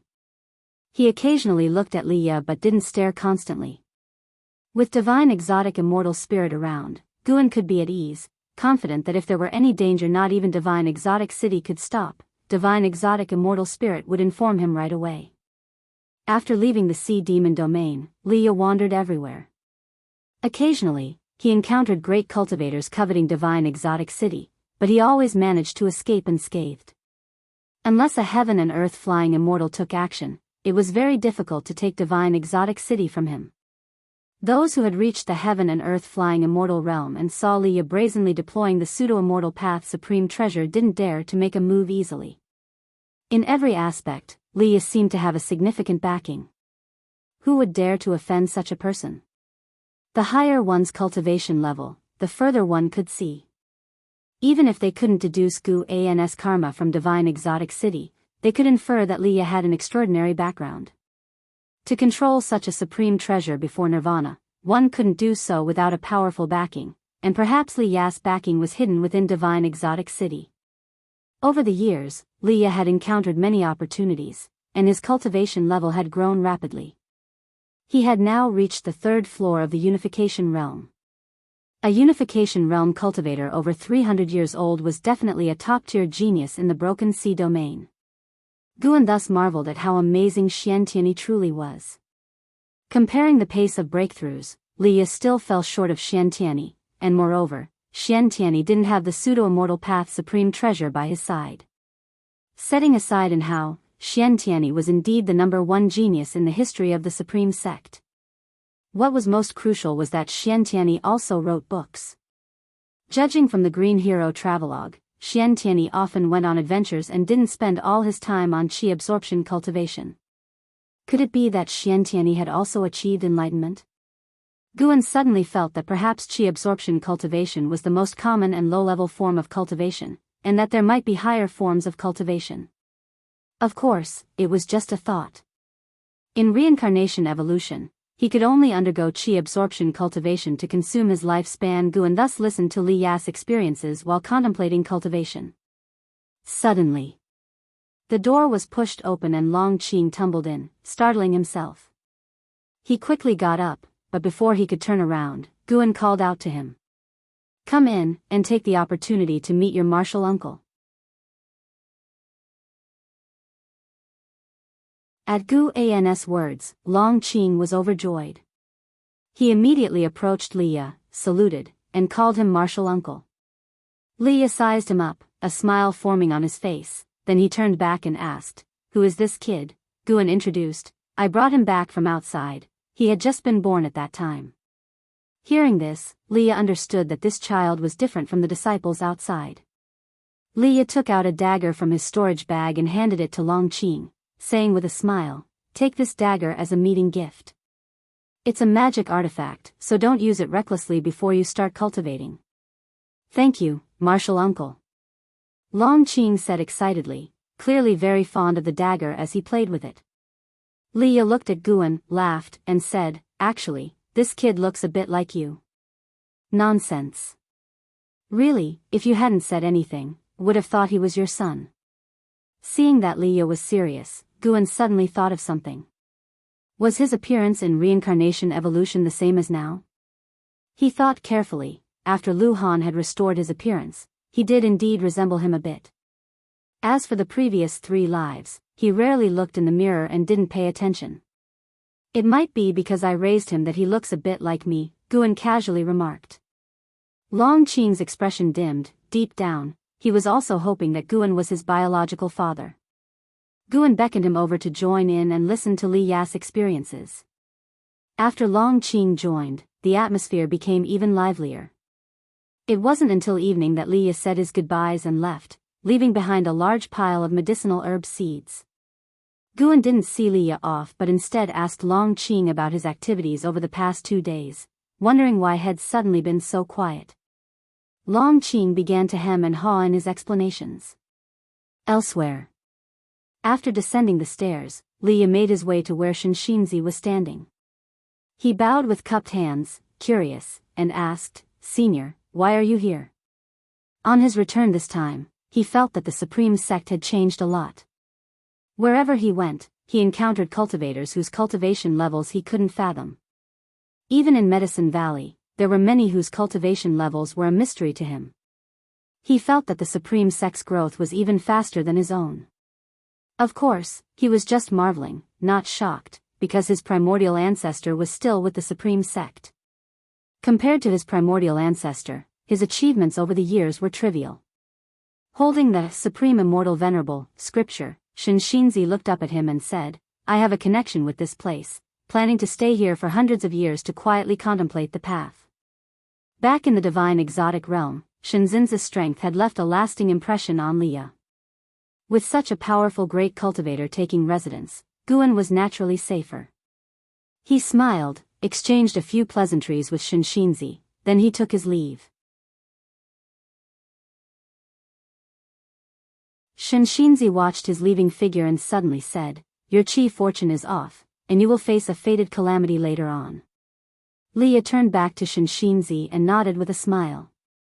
He didn't continue the conversation but instead leaped up and flew away on his sword. 30 minutes later. Guan followed Longqing downstairs, where Longqing ran off towards the distance, while Guan saw Ji Xiaoyu stepping out of a room. "The person earlier, you'd better keep your distance from him. I can sense that he is approaching a fated calamity," said Ji Xiaoyu. Guan frowned and asked, "What calamity?" He had actually noticed it earlier. There was chi fortune from the Holy Court on Leah, and it wasn't just a smattering but an integration. He guessed that Leah had already obtained the chi fortune of the Holy Court. He peered into Leah's past but could not see how Leah had obtained the chi fortune. The Holy Court's chi fortune was something even he, as a divine thought true immortal, couldn't fully understand. "I'm not sure either, but the cultivation technique I practice allows me to sense others' chi fortune and destiny," said Ji Xiaoyu as she shook her head. She had had so many dreams, not only seeing experiences from past lives but also continuously inheriting past lives' cultivation techniques, divine skills, and spells. Now her cultivation level had reached the divinity transformation realm 8th floor, and her progress was astonishing. "It'll be fine. He's sure to have a charmed life," Guan said earnestly, causing Ji Xiaoyu's gaze to shift subtly as she looked at him. "The moonlight might be lovely tonight. How about keeping me company to enjoy the moon?" Guan suddenly suggested. Ji Xiaoyu hesitated for a moment and then nodded slightly. Divine exotic realm. The master of the divine exotic realm and a group of divine exotic ghost kings stood on the shore, looking at the terrifying waves crashing on the sea. Among the surging waves, a figure stood tall above the water, bare-chested with fists tightly clenched, his white hair disheveled and soaked, gasping deeply for air. Zhang Buku. It's done, excitement flashed across Zhang Buku's face. He turned to look at the distance, locking eyes with the master of the divine exotic realm from afar. The master of the divine exotic realm showed a smile, nodding slightly toward him. Boom! The waves exploded, and in almost an instant, Zhang Buku appeared in front of the master of the divine exotic realm, causing the surrounding divine exotic ghost kings to be taken aback. Such incredible speed! Stealing the 5 elements was secretly shocked. He had watched Zhang Buku grow over the years. The kid's talent was getting stronger. With time, he was sure to become a name that echoed across the heavens. The master of the divine exotic realm looked at Zhang Buku and said, "You have now perfected the most powerful ancient treasure body. It's time to set off." Upon hearing this, Zhang Buku quickly asked, "Master, where exactly do you want me to go?" The master of the divine exotic realm said profoundly, "Go to another great heaven and earth." Great heaven and earth? Zhang Buku was even more puzzled, while the divine exotic ghost kings had various expressions, each lost in recollection. The master of the divine exotic realm said in a deep voice, "The heaven and earth you were in before is known as the Great Heavenly Spirit Land, and Broken Sea Domain is just a small part of the vast heaven and earth. Beyond that, there are many great heaven and earth realms as vast as the Great Heavenly Spirit Land, existing in ways beyond your imagination. The divine exotic realm is a power that drifts among these various great heaven and earth realms, originating from the silent destruction domain beyond the heavens. As for the silent destruction domain, you will have to understand it for yourself in time. However, know this, the divine exotic realm can lead to different great heaven and earth realms, but those realms are dangerous, and we have limited choices of great heaven and earth to choose from." After listening, Zhang Buku's brow furrowed. He thought of martial Uncle Gu and Leah. He found it hard to let go. Gritting his teeth, he asked, "If I leave, can I still come back later?" The master of the divine exotic realm smiled and answered, "Of course you can return. The clouds pressing down upon us have dispersed. It's just that the great heaven and earth are controlled by the Holy Court, and it's not suitable for us to develop there. We can only send you to other, more chaotic places." Relieved, Zhang Buku pursued the question of which great heaven and earth he would go to. "Go to Primordial. There is no absolute order there. It's a place more suited to beings like you to grow. Once you're there, you must be even more careful. That place has the immortal clan, countless opportunities, but also many dangers," said the master of the divine exotic realm profoundly. Zhang Buku nodded, his eyes filled with anticipation. A divine exotic ghost king spoke up, "Do we have to go too?" The master of the divine exotic realm nodded, "Just leave one ghost king to maintain contact with the great heavenly spirit land. I wish to stay behind." Stealing the 5 elements immediately volunteered, drawing the gaze of the other divine exotic ghost kings. The master of the divine exotic realm looked deeply at Stealing the 5 elements, who lowered his head, not daring to meet his gaze. "Then you shall stay behind," decided the master of the divine exotic realm. Stealing the 5 elements grinned and thanked him profusely. The winter snow flurried. A figure headed towards the entrance of the 3rd Medicine Valley. He was clad in armor, covered in snow, moving not swiftly through the heavy snowfall but with a steady pace. Underneath the helmet was an aged face, his eyes cloudy. As he looked at the entrance to the 3rd Medicine Valley, his gaze softened slightly. "Who are you?" A female voice sounded as an Exian approached with a bamboo basket in hand. The armored man turned to look, struck by Nzin's grace.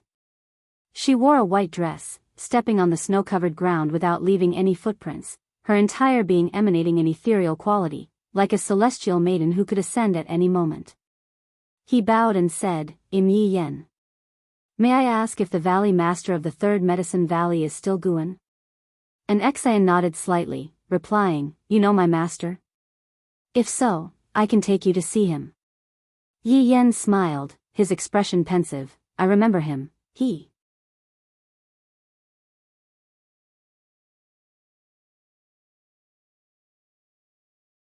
Chapter 350, Reincarnation Order. An Exayan brought Yi Yan to Guan's attic and then went upstairs to inquire. Guan had already sensed Yi Yan's presence, but he couldn't show it. Only after an Exayan knocked did he allow her to bring Yi Yan up. Looking at the aged Yi Yan, Guan smiled and said, "It's been a long time, please have a seat quickly." An Exayan, curiously, didn't stay, but honestly closed the door and left. Sitting across the table from Guan, Yi Yan felt a surge of emotions. After many years, the master still looked so young, even more distinguished. Guan, wearing the immortal king crown, had a golden pattern emerging on his forehead, giving off the feeling of a heavenly divine monarch sitting there. Yi Yan could feel that, like him, his master was also at the core formation realm, both at the same realm, yet their essence energy could not have been more opposite. "Why are you?" Guan frowned, hesitatingly asked. 50 years ago, Yi Yan was in his prime, youthful, and one of Li Zuando's most capable generals. Now, Yi Yan looked so old. Guan could see that Yi Yan had reached the end of his lifespan, but he couldn't state this outright, he could only inquire. In reality, Yi Yan's maximal lifespan had grown a bit over the years, though only slightly. Yi Yan smiled and said, "Everyone has their time, mine is almost due. I wanted to come back to see this place before the end." Hearing this, Guan couldn't help but sigh and then stood up to pour tea for him. Yi Yan's gaze followed him and said, "Master, there's no need for you to sigh for me. I've accomplished everything in life without regrets." He had fought alongside Li Xiandao to unify the Taizong dynasty, and Li Xiandao had granted him nobility. For decades, he enjoyed wealth and even marital bliss, and truly had no regrets. "It reassures me that you could come back to see your teacher," Guan said after serving the tea, turning around to speak. Even if he taught Yi Yan now, it would only extend his life by a few more years. Moreover, he wasn't keen on teaching just anyone, it risked revealing his cultivation level. Every year, dozens of disciples graduate from Third Medicine Valley and Mystic Valley. He couldn't possibly teach each one. "If not for the master's help, I couldn't have had such a splendid life. If I hadn't heard from His Majesty that you were well, would have come back sooner to repay you," Yi Yan, taking the tea bowl, replied with a smile. He had shed his habitual martial fierceness, now as gentle as a small stream. Guan sat down and began inquiring about his experiences over the years. Yi Yan didn't hide anything and started from when he left the valley, with Guan listening intently. The night passed as they spoke. At dawn's approach, Yi Yan made a request. He wanted to be buried in the Third Medicine Valley. Guan remained silent for a while, then nodded in agreement. Thus, Yi Yan stayed. Guan sent an Exayan to find Zhenqin, and by evening, Zhenqin had returned, her mood somber at the sight of Yi Yan's graying hair. They stood by the wooden railing, watching the snow while reminiscing about the past. When Third Medicine Valley was first established, it was just Zhenqin, Su Han, and Yi Yan. Back then, Zhenqin had the least talent and was less powerful than the other two. 300 years had passed, Su Han had long perished, and now Zhenqin was about to bid farewell to Yi Yan. How could she not be sad? Mentioning Su Han, Zhenqin didn't hide the truth, and, hearing that Su Han had died early, Yi Yan also fell silent. Su Han, known throughout the Taizong dynasty for wielding the hateful Heaven Divine Sword, Yi Yan knew of his exploits but was unaware of his fate. The journey of life is indeed unpredictable, Yi Yan reflected. He was close to death already, naturally not excessively sorrowful. He turned to Zhenqin and smiled, "Don't be sad, when I go down there, they'll greet him for you." His words left Zhenqin's eyes red with emotion. Guan stood by the window, watching their silhouettes, lost in thought. Long Qing came downstairs, grabbing a handful of snow, intending to throw it at Guan, but seeing his solemn expression, Long Qing held it for a long while before ultimately lowering his hand and turned to throw it at Blood Prison Great Saint instead. Fast asleep, Blood Prison Great Saint was jolted awake, looking up to see Long Qing disappearing. "You little rabbit." Blood Prison Great Saint, furious, immediately got up to chase Long Qing, his massive bovine body kicking up snow mist in pursuit. The winter snowfall grew heavier, as if to fill the third Medicine Valley completely. Time moved to the end of the year. At the edge of Third Medicine Valley, on a mountain peak, Guan stood in front of Yi Yan's grave, the falling snow melting before it even touched him. Guan's eyes were not sad but tranquil. He wasn't too distressed, merely standing there pondering the past. Yi Yan wasn't the first disciple he had sent off, he was merely looking back on his earlier life, reliving past emotions anew. Guan thought about a question. In the great heavenly spirit land, what exactly happens after death? How does reincarnation actually operate according to what rules? Why do so many high-level great cultivators choose reincarnation? Is its purpose just to experience karma, destiny? Gradually, he entered a state of mystical understanding. Path enlightenment. During the blazing summer days, at the Supreme Sect subsect Yi Mansion. Guan and Yilan sat inside drinking wine, Yilan listening calmly to Guan's recount. Everyone dies someday, it's just a matter of how long one lives. I, too, will face it eventually, and when that time comes, dear brother, don't be too saddened, Yilan said softly, looking at Guan. Guan put down his wineglass and asked, "If I gave you a chance for eternal youth, but it required many sacrifices and adherence to certain rules, would you take it?" Having witnessed Yi Yan's death, Guan felt uneasy, fearing that his teachings couldn't keep up with the passing of time. He had taught Yilan and Xiaochuan among others, truly improving their maximal lifespan, but each time was less than before, only adding 200 years for Yilan through teaching, and the last 2 sessions combined added just a single year. The mysterious designs of fate were terrifying, merciless. Yilan asked, "Would those rules distance me from you?" Guan replied, "It's hard to say." He remembered Heaven's sect mentioning that becoming a part of it involved forsaking many, including a spouse and children. Then forget it. Such immortality might be more of a curse. "I am not interested," Yilan shook her head. Guan remained silent. Yilan seemed to sense Guan's mood. She reached out to hold the back of Guan's hand and smiled, "Brother, don't forget our last century pact. If I could spend the rest of my days with you, that would be enough. 100 years is actually quite long." "Is 100 years really enough?" Guan asked with a smile. "Maybe it is. Over the years, I've chased power, gotten bored with it over time, and recently I've been focusing on cultivation. I've been thinking about doing something else, like your writing." Yilan started to share her experiences from these years.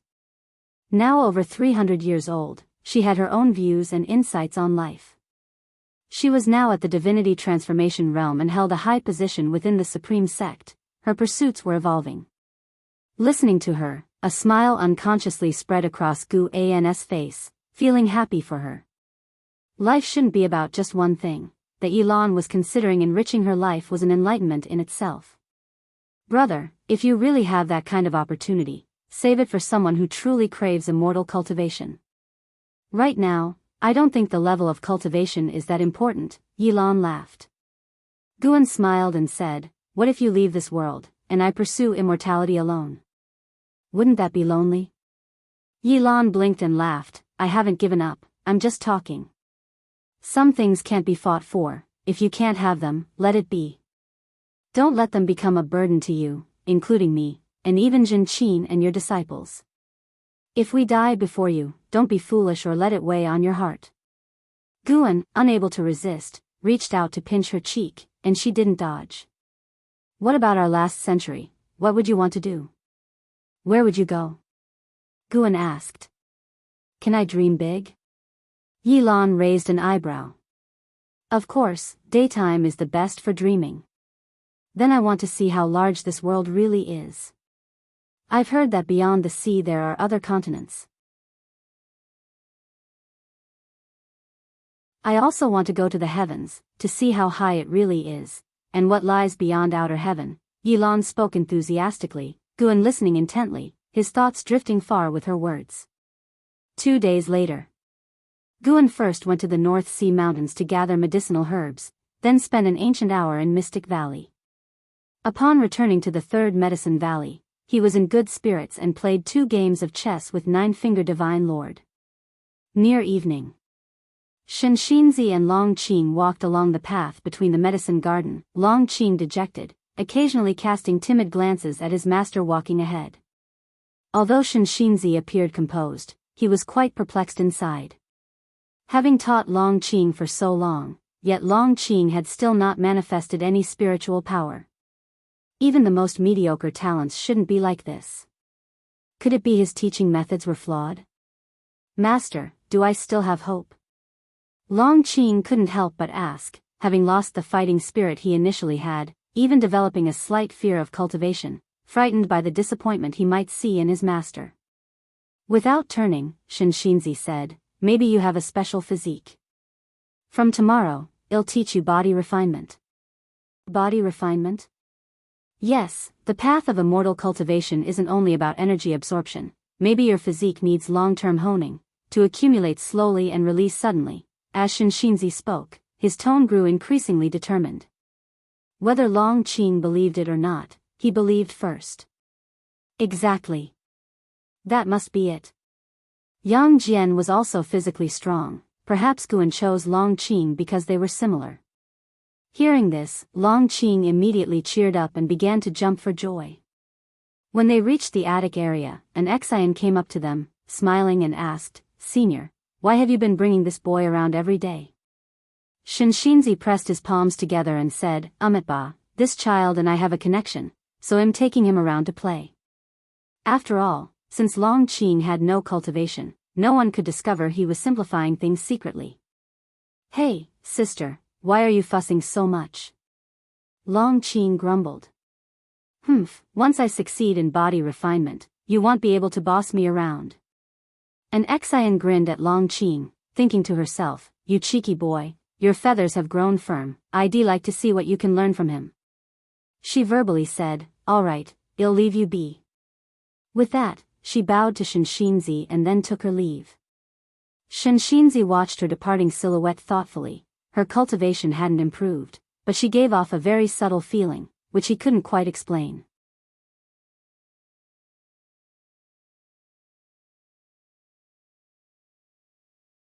Chapter 351, Sun and Moon Netherworld Emperor, Old Monster End of Summer.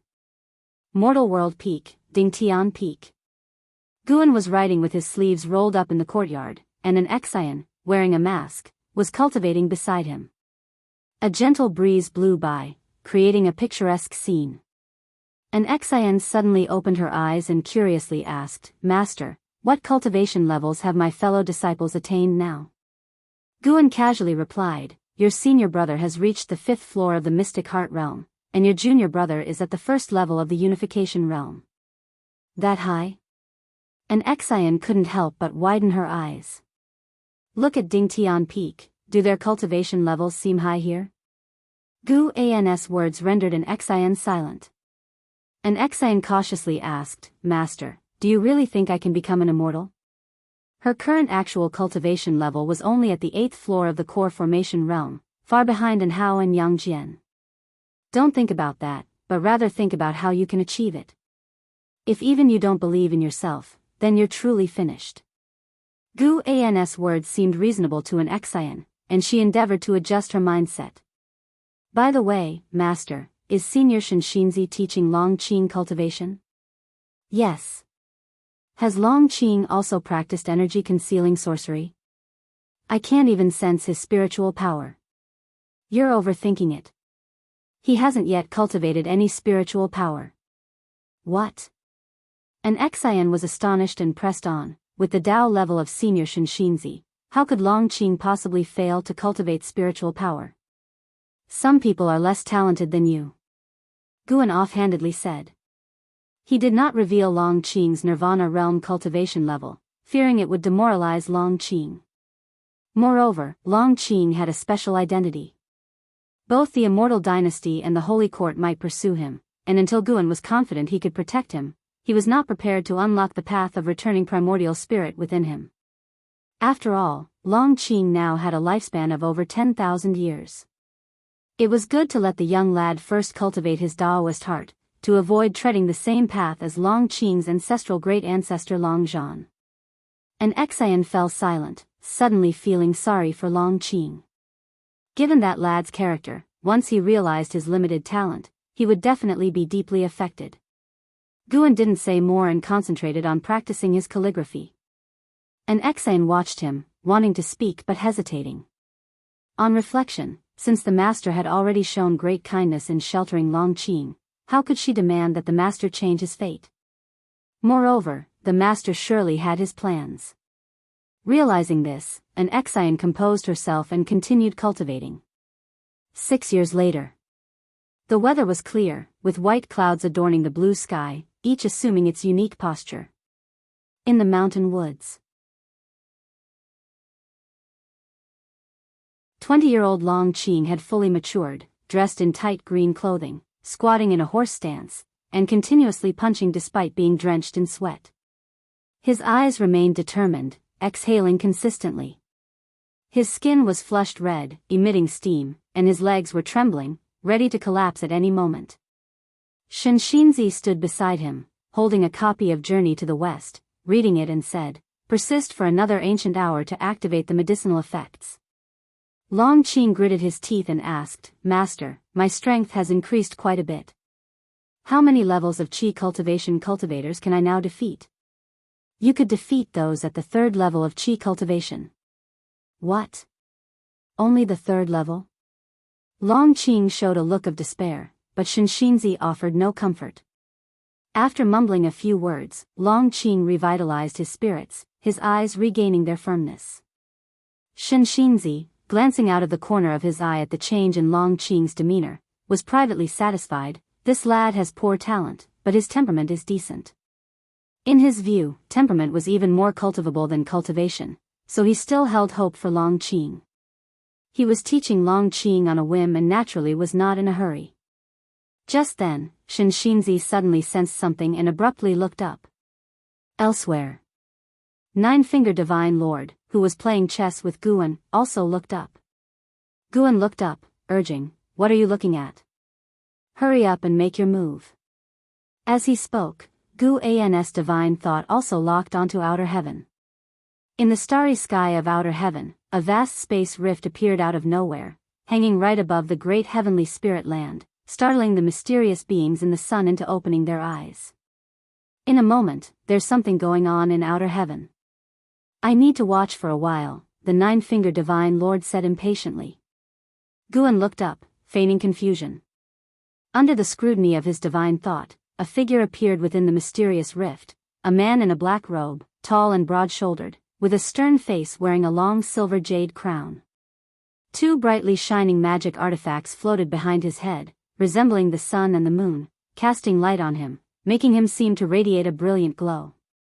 The moment this person appeared, the surface of the great heavenly spirit land's light layer fluctuated.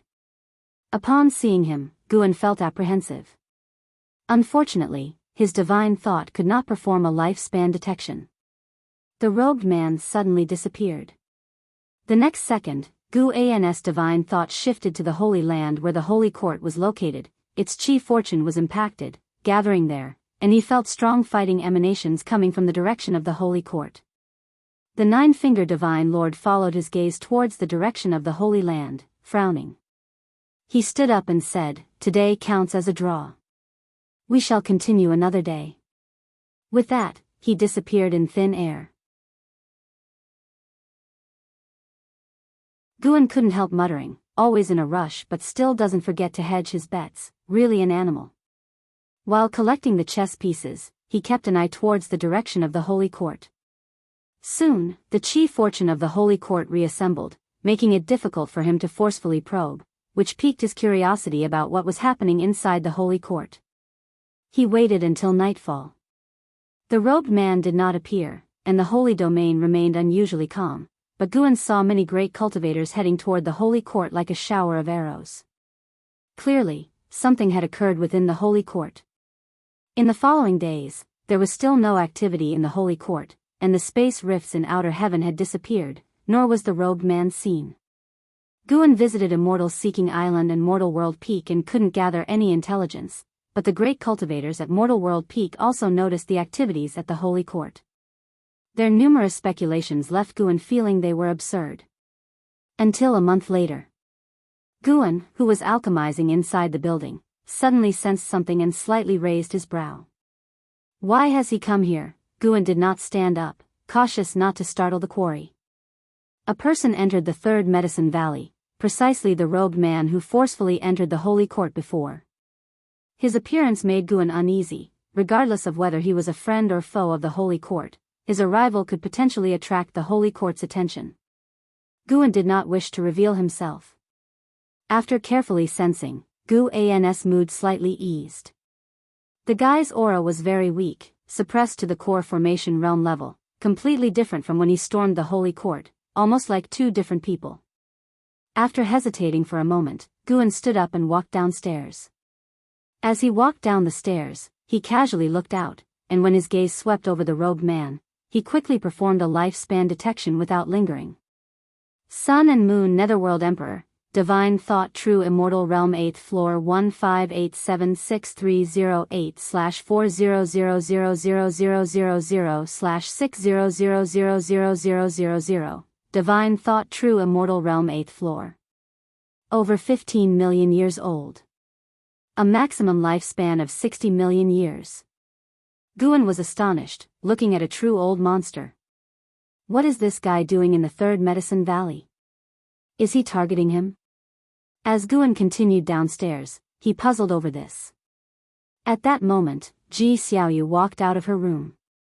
She did not look towards Guan but towards the approaching Sun and Moon Netherworld Emperor.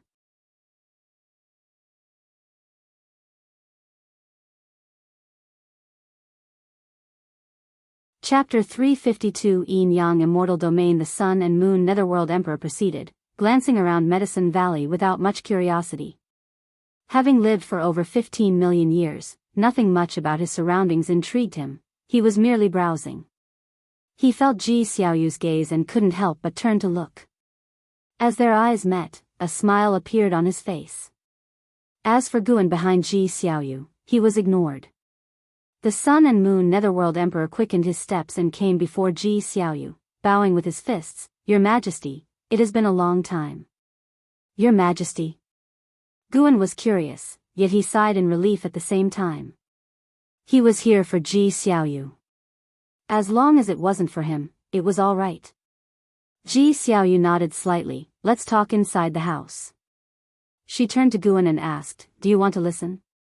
Upon hearing this, Guan hurriedly shook his head and then went downstairs, bowing with his fists when he passed by the Sun and Moon Netherworld Emperor.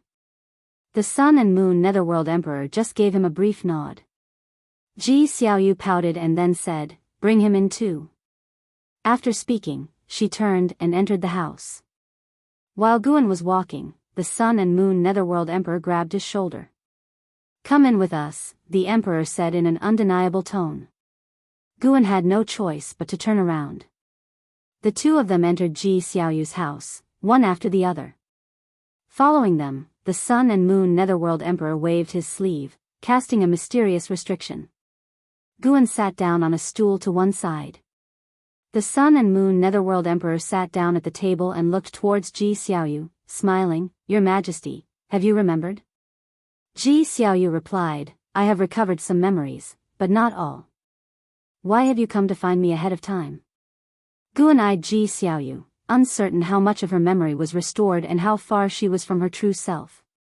He felt a twinge of melancholy thinking of the little girl who used to cling to him, who aspired to be the lofty Reincarnation Path Emperor. The identity of the Reincarnation Path Emperor involved numerous major destinies. Once she regained her true form, she would certainly not remain in the third Medicine Valley. The arrival of the Sun and Moon Netherworld Emperor signified that Ji Xiaoyu's departure was imminent. Anyone with a little ability wouldn't stay in Medicine Valley. Guan had seen off many people. Each time, it was somewhat poignant. The Sun and Moon Netherworld Emperor glanced at Guan, then responded, a major change occurred in the Yin Yang Immortal Domain, so I came earlier to find you. I recently retrieved your soul jade from the holy court. After saying this, he flipped his right hand, revealing a purple crystal stone glowing with a dim light, floating above his palm. As soon as this purple crystal stone appeared, it burrowed into Ji Xiaoyu's forehead, and she closed her eyes. The Sun and Moon Netherworld Emperor looked again at Guan and asked, "Do you know her identity?" Guan feigned hesitation. "I knew her in a former life. Heard she was once the reincarnation path emperor in one lifetime, but am not clear about what that entails." With so many years lived by the Sun and Moon Netherworld Emperor, Ji Xiaoyu's original age must be even greater. Could the Ji family have such a long history? Could it be that the initial Ji Xiaoyu didn't belong to the Ji family? Then why was she birthed into the Ji family for 2 consecutive lifetimes? What is hidden within the Ji family that fascinates her so? The status of the reincarnation path emperor is even higher than you think. She has lived for over 20 million years, and the current reincarnation cycle is merely her way of gaining experience, said the Sun and Moon Netherworld Emperor calmly. Gu An's face drastically changed, his mouth opened, but he couldn't speak. The Sun and Moon Netherworld Emperor smiled, thinking he had struck a blow to Gu, and silence fell in the room. After a while, Ji Xiaoyu opened her eyes. The change in her gaze reminded Guan of the Ji Xiaoyu who once caused a stir in the 7 Stars spirit realm, exuding a cold demeanor. A few moments later, Ji Xiaoyu's gaze and demeanor returned to how they were before. She looked towards the Sun and Moon Netherworld Emperor and asked, "Snatching the soul jade from the holy court must not have been easy, right? It cost me some injuries, but 10,000 years of recovery should suffice," the Sun and Moon Netherworld Emperor replied. 10,000 years seemed like just a day to him. "I don't want to leave just yet," Ji Xiaoyu mused.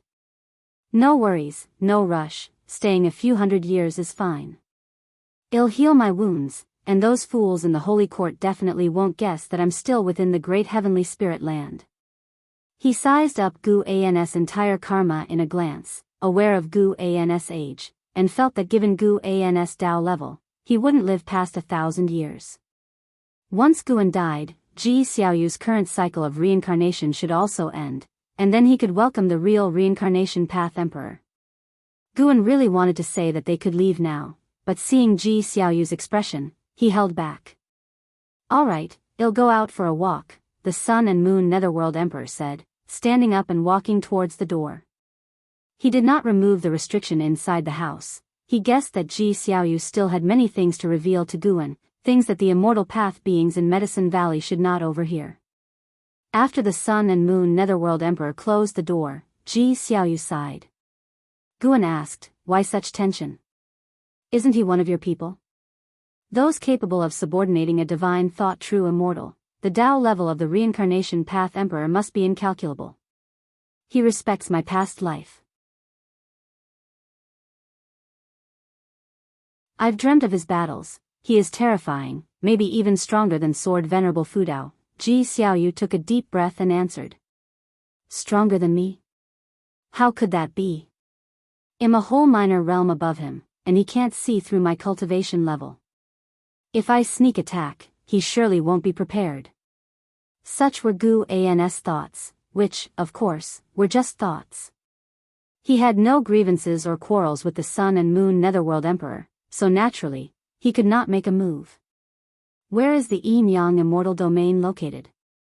Guan curiously asked. Beyond the outer reaches, there is the silent destruction domain, which surrounds the great heavenly spirit land, and he always suspected that beyond the silent destruction domain lay more vast worlds. Dark great heaven and earth, divine origin great heaven and earth, primordial great heaven and earth. Now having heard of the yin-yang immortal domain, Guan grew increasingly curious about the outer reaches. How high is the pinnacle of the immortal path? The yin-yang immortal domain is very far from here, and one must traverse a region rife with demons. It's extremely dangerous. I've dreamt that it took me many years of battle to arrive here. I have not recalled much about the yin-yang immortal domain, only that it is very dark, devoid of the sun. Ji Xiaoyu immersed herself in reminiscences, her tone tinged with subtle melancholy. Unable to help himself, Guan asked, I've always been curious, What exactly is your relationship with the Ji family, and why were you born into it again this lifetime? Ji Xiaoyu frowned upon hearing this. Guan waited for her response. After a moment, Ji Xiaoyu finally spoke. The Ji family was founded by a sworn son of mine. I only remember that he died for me. On his deathbed, he asked me to look after his children. That happened over 20,000 years ago, and thus the Ji family came to be. Guan suddenly understood and pursued the topic. So, the Ji family shares your surname? Yes, the Ji surname seems quite significant, though I haven't recalled all the details yet, Ji Xiaoyu said, looking at Guan, then asked, anything else you'd like to ask? Guan quickly shook his head. No, I have nothing more to ask.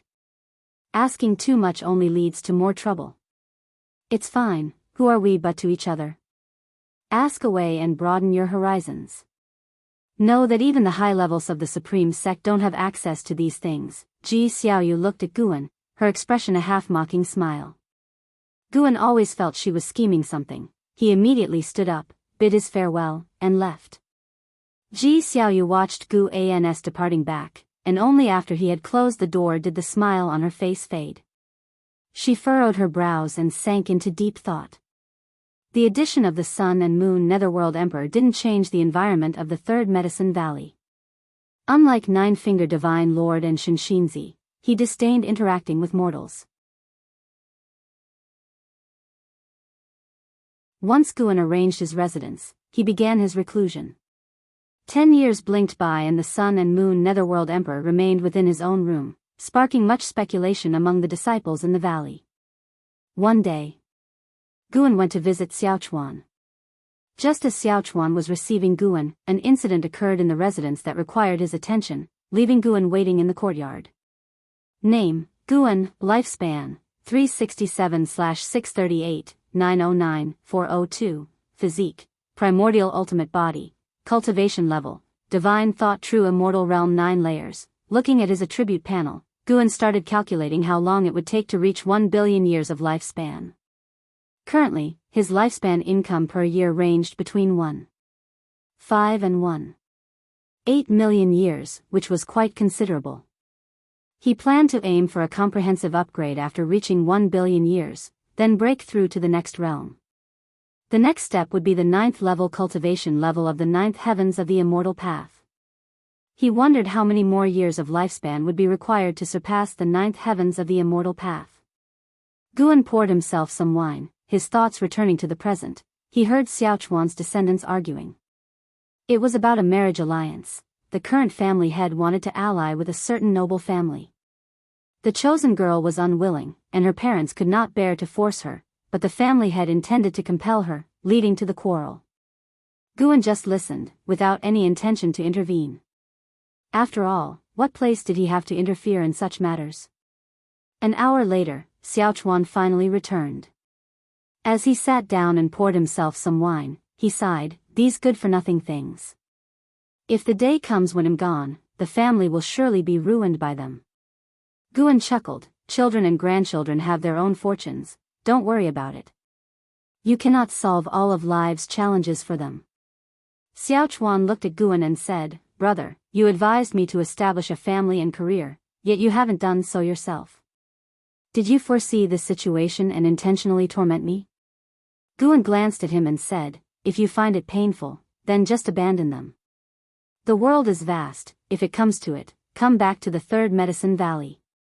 Xiaochuan shook his head with a wry smile, his words were in jest. Although life was full of annoyances, he didn't regret his choices and cherished what he had. The two continued drinking, their conversation shifting to the Supreme Sect. Xiaochuan had more than a dozen descendants in the Supreme Sect, some of whom had returned to the Xiaochuan household. They brought back various news about the sect, making Xiaochuan nostalgic for it. The Supreme Sect was where he had spent most of his life. How could he remain indifferent? As they talked, Xiaochuan suddenly said, brother, could I perhaps choose someone from the Xiaochuan household to be your disciple in the future?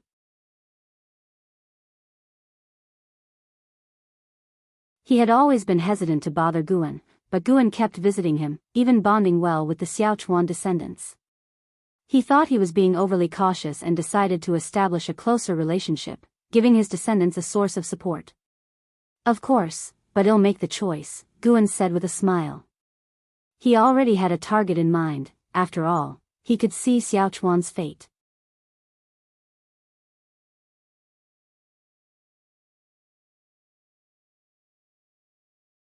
Chapter 353, Earth-Shattering, Immortal Dynasty Banquet. Of course you can. Who do you want to choose? Do you want to go take a look now? Xiao Chuan readily agreed, even rising to his feet. Guan hurriedly said, Don't rush, not now. Xiao Chuan replied, Just to take a look. What if someone catches your eye right now? No rush, the disciple I want to take in hasn't been born yet. Guan waved his hand, and every time he expounded the Tao to Xiao Chuan's fate kept changing, which also caused the fate of the Xiao Chuan residents to change. I see. Xiao Chuan sat back down, thoughtfully. In recent years, he often entered a mysterious state, and in that state, his cultivation perplexities that he couldn't figure out would be easily resolved, giving him a feeling of enlightenment. Now that he thought about it, could it have something to do with his senior brother? He was so ordinary, his only blessing was his senior brother. If not for his senior brother's primordial reincarnation skill, he might already have been buried in the ground. Guan began to talk about significant events in the immortal cultivation world, quickly drawing Xiao Chuan's interest. It wasn't until nightfall that Guan left. He headed to the 8 scenic caves, prepared to spend the night alone. He lay under the green vine tree, his divine thought piercing through the mountains, spying beyond the heavens. Ever since the Sun and Moon Netherworld Emperor had suddenly descended, the Holy Court had dispatched a bunch of great cultivators to patrol the outer realms. These individuals, with their cultivation levels at the very least in the heaven and earth flying immortal realm, also made the traversing heaven and earth flying immortals feel nervous. The news of the Sun and Moon Netherworld Emperor's attack on the Holy Court also spread, and no one knew what had exactly happened. Nonetheless, someone being able to burst into the Holy Court was enough to shock all sects in the world. Guan could feel a tense atmosphere pervading the great heaven and earth, but what it was specifically due to, he could not say for sure. Anyway, as his divine thoughts swept across, the world was still peaceful. It's worth mentioning, after the heaven sect's leader passed away, Yang Jian returned to the Holy Court. How he is faring now is unknown. Without the great Nether Saint King, Yang Jian should be able to regain his identity as the Holy King. Guan was curious, how does a reincarnated being like him recover his previous cultivation? Does it involve recultivating? Currently, it seems Ji Xiaoyu doesn't need to recultivate. The primordial Daoist talisman contains vast mana and can restore her to her peak state at any time. Thinking this, Guan considered experiencing lifespan samsara once more. But he held back.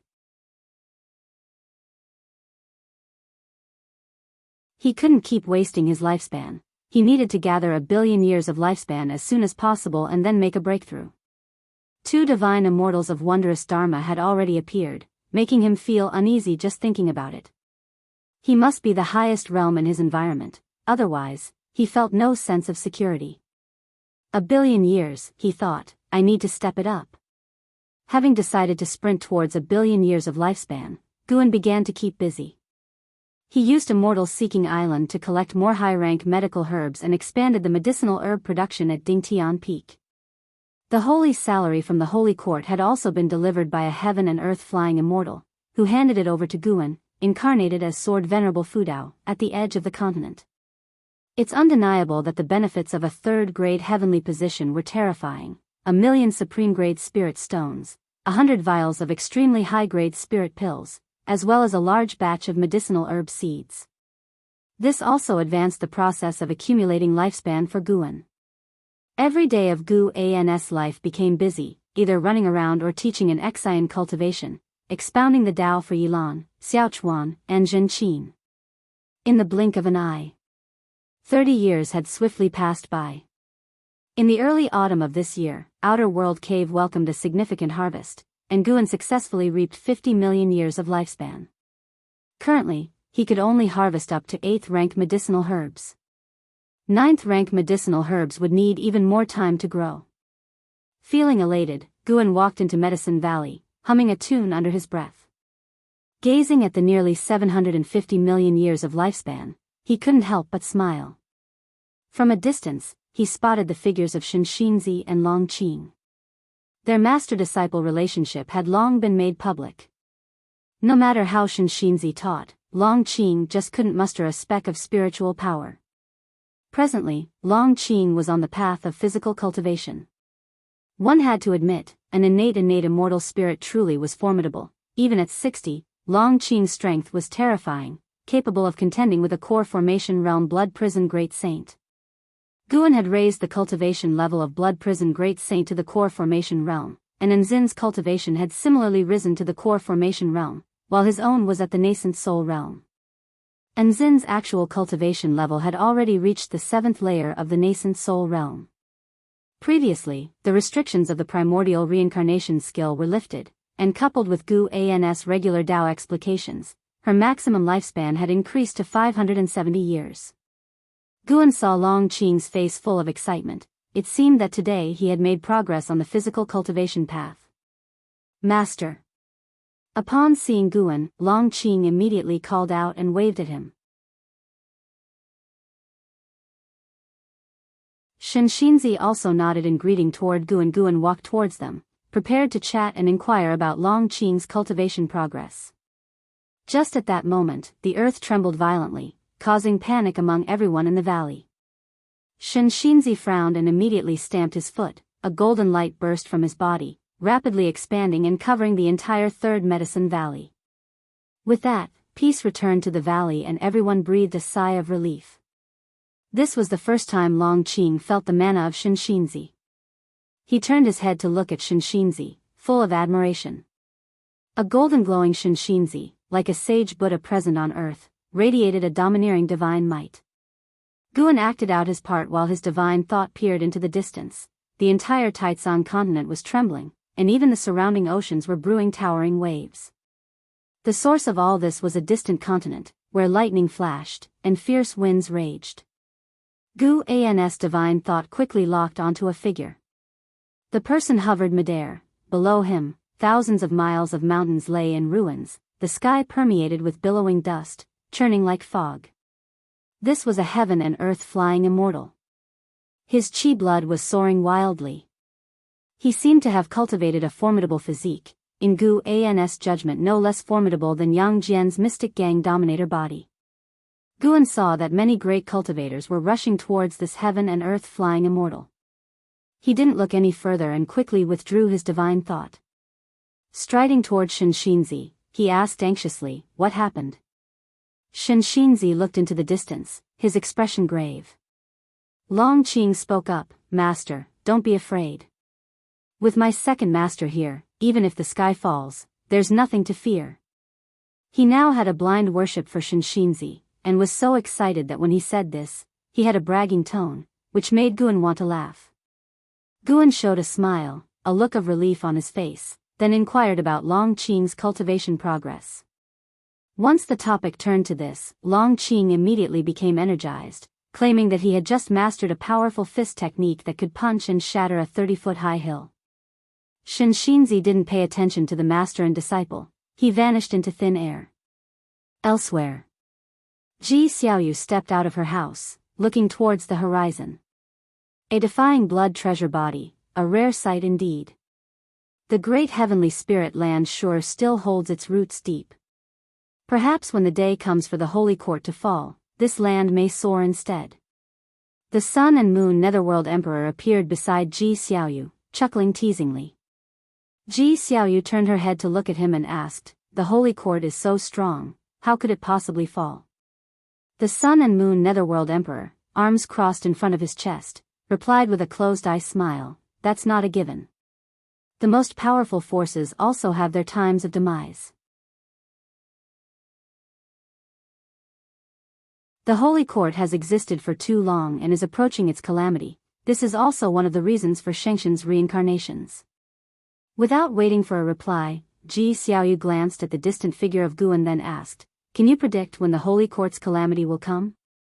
"That I cannot do. The secrets of heaven must not be revealed. Though my cultivation is high, I still stand no different than mortal spirits when facing the heavenly Tao, said the Sun and Moon Netherworld Emperor with a shake of his head. Wait and see, a good show is about to begin soon. As soon as the Sun and Moon Netherworld Emperor finished speaking, he vanished from the spot. Ji Xiaoyu's brows furrowed. She did not believe in any good show. The good show the Sun and Moon Netherworld Emperor spoke of was surely some kind of catastrophe, involving the Holy Court, definitely no trivial matter. An ancient hour later, the trembling of the Taizong continent finally stopped.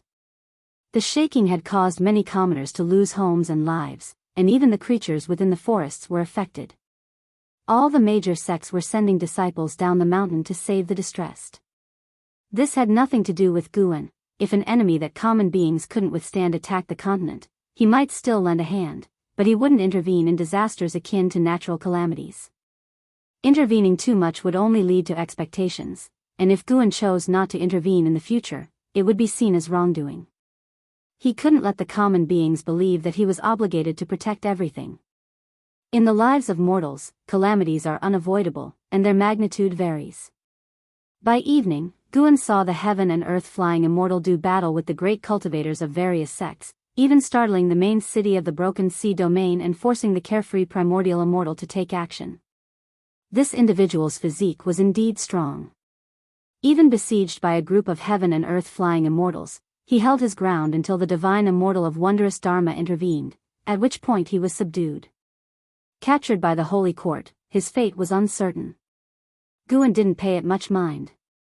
Beings that shook heaven and earth popped up from time to time in this world. It's just that in the past, the Broken Sea domain was too far away to be affected. As years passed by, another 5 years went by. On Mortal World Peak, Dingtian Peak. Within the courtyard, Guan listened to Zhu Xinglan's report while an Xian cultivated at his side. The immortal dynasty rarely invites all sects of the world to a gathering, and the main peak hopes you could join them, master, to avoid any deceit, said Zhu Xinglan, his brows furrowed as he mentioned the concern. Guan held a book in his hand and nonchalantly asked, "What gathering?" "It's a banquet." The immortal dynasty's Yang Xian emperor wishes to discuss the Tao with all the sects of the world and has even brought out immortal fruits, which, it said, can be harvested once every 1,000,000 years. Consuming one could enhance one's insight and refine sinews and bones. Whether it's true or not, I don't know. Is that so? Well, I won't be going. All right, I'll inform the main peak, Zhu Xinglan replied without further persuasion. He wasn't worried about Guan getting into trouble. The Dingtian peak was finally rising, thanks in large part to Guan, and naturally, Zhu Xinglan didn't want him to stumble into misfortune. Hearing about the immortal fruits, Guan did want to go. But on second thought, with so many sects gathered, trouble was likely to occur. The Holy Court might intervene. By not going, he might miss out on the fruits, but going could invite trouble. Guan spoke up, instructing Zhu Xinglan to expand the medicinal herb cultivation on Dingtian Peak, claiming it was for the disciples' cultivation resources, which touched Zhu Xinglan deeply. To have such a master was truly their fortune. After Zhu Xinglan left, Guan finally put down his book. He suddenly felt a presence. Lu Lingjun. She had come to Mortal World Peak again with the Holy Mother of Western Spirit, leading a group that included a carefree primordial immortal. The Bitter Sea Buddhist sect had also sent many people, likely to discuss something significant. Guan paid no heed and stood up, saying, "An Xian, it's time to go back." At his words, an Xian immediately stood up and walked towards Guan.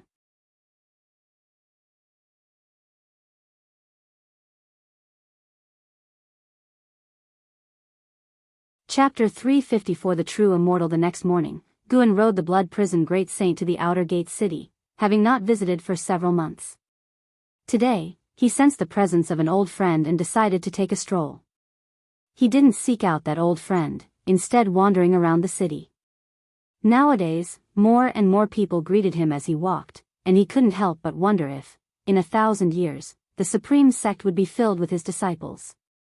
TSK, and who knows how many more years he would need to become a supreme elder.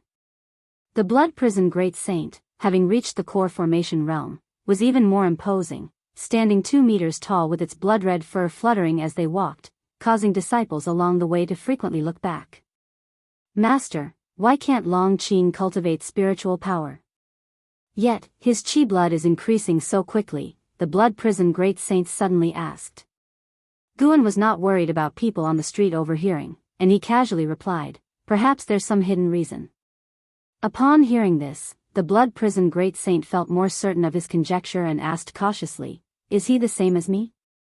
Guan answered, and the blood prison great saint thought to himself that it must be true. No wonder Shinshinzi couldn't see through it, it was the master's doing all along. But why did the master seal Long Qing's powers? This kid is really outrageous, his physique growing rapidly even with his cultivation sealed. Could his talent be even more terrifying than Yang Jian's? The master always finds peerless talents. On second thought, perhaps it's through the master's intervention that these people become peerless talents, like an Xian, whose insight and talent grow stronger day by day. The blood prison great saint reflected silently, marveling at the unfathomable depth of his master's Tao level. After a while, he carried Guan to the heavenly repair platform. The heavenly repair platform was bustling as usual, crowded with people. Guan's eyes landed on someone concealing a 7th-layer cultivation level of the carefree immortal realm. It was Zhang Xianwang from the Immortal Dynasty. During a previous conference at the Heavenly Rankings, Zhang Xianwang had represented the Immortal Dynasty to win over Sword Venerable Fudao, meeting Guan then. Zhang Xianwang had also met with the Heaven Sect, and many years had passed, with the Heaven Sect having died. Guan wondered what Zhang Xianwang would think upon hearing this.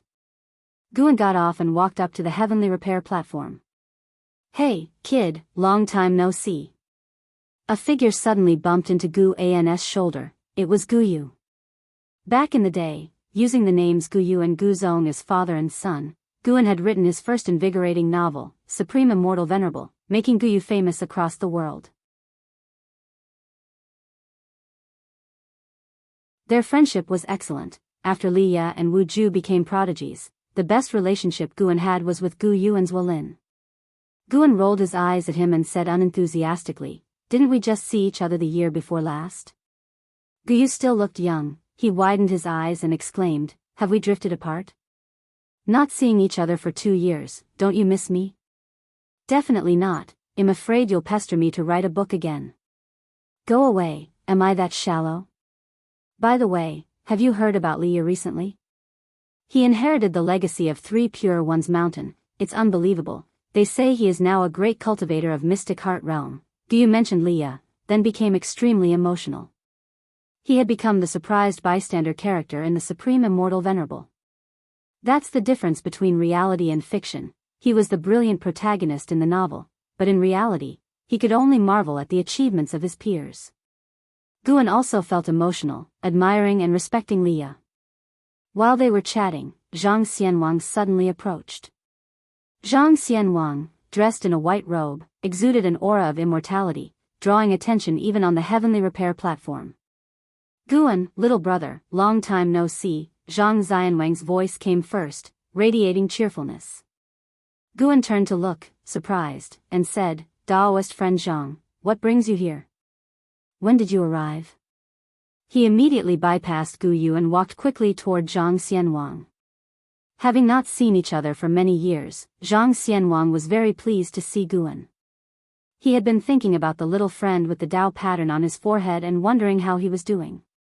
Gu Yu sized up Zhang Xianwang, sensing that this person's cultivation was definitely not simple. Now at the nascent soul realm himself, his insight was far beyond what it once was.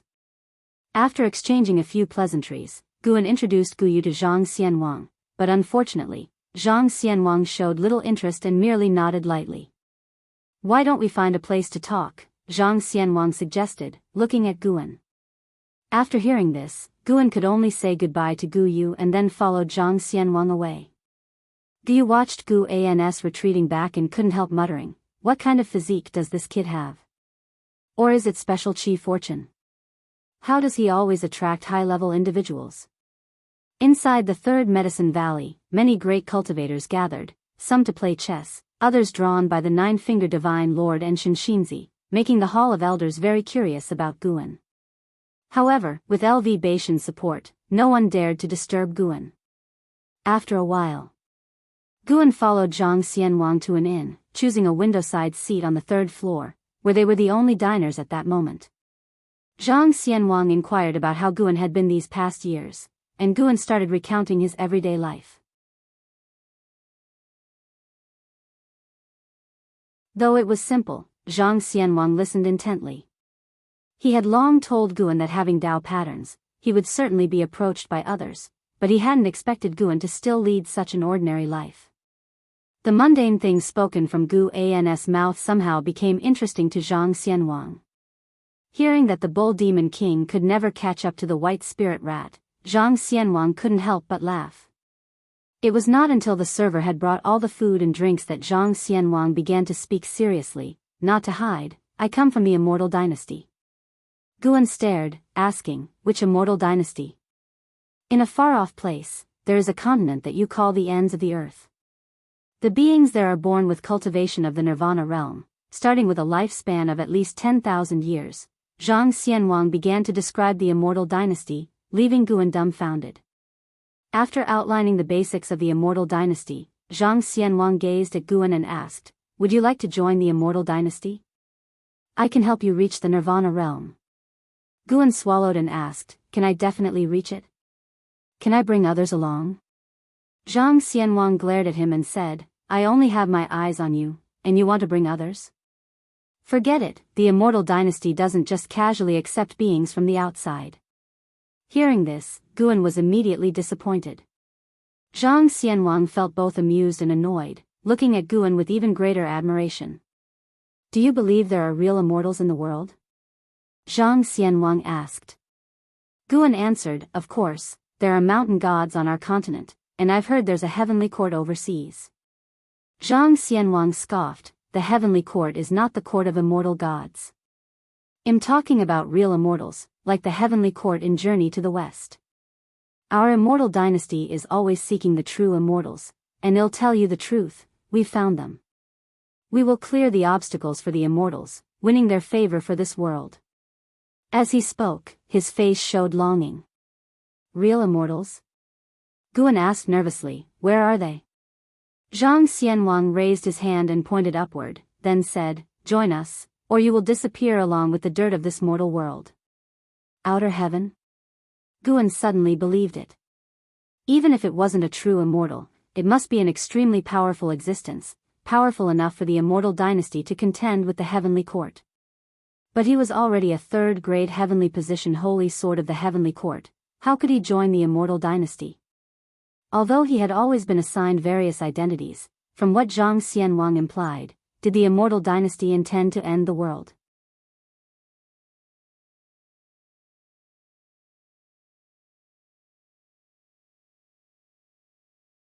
Chapter 355, The Power of Destiny. Seeing Guan remain silent, Zhang Xianwang continued to speak of the great strength of the immortal dynasty, whose history was even more ancient than the Holy Court, spanning countless epochs.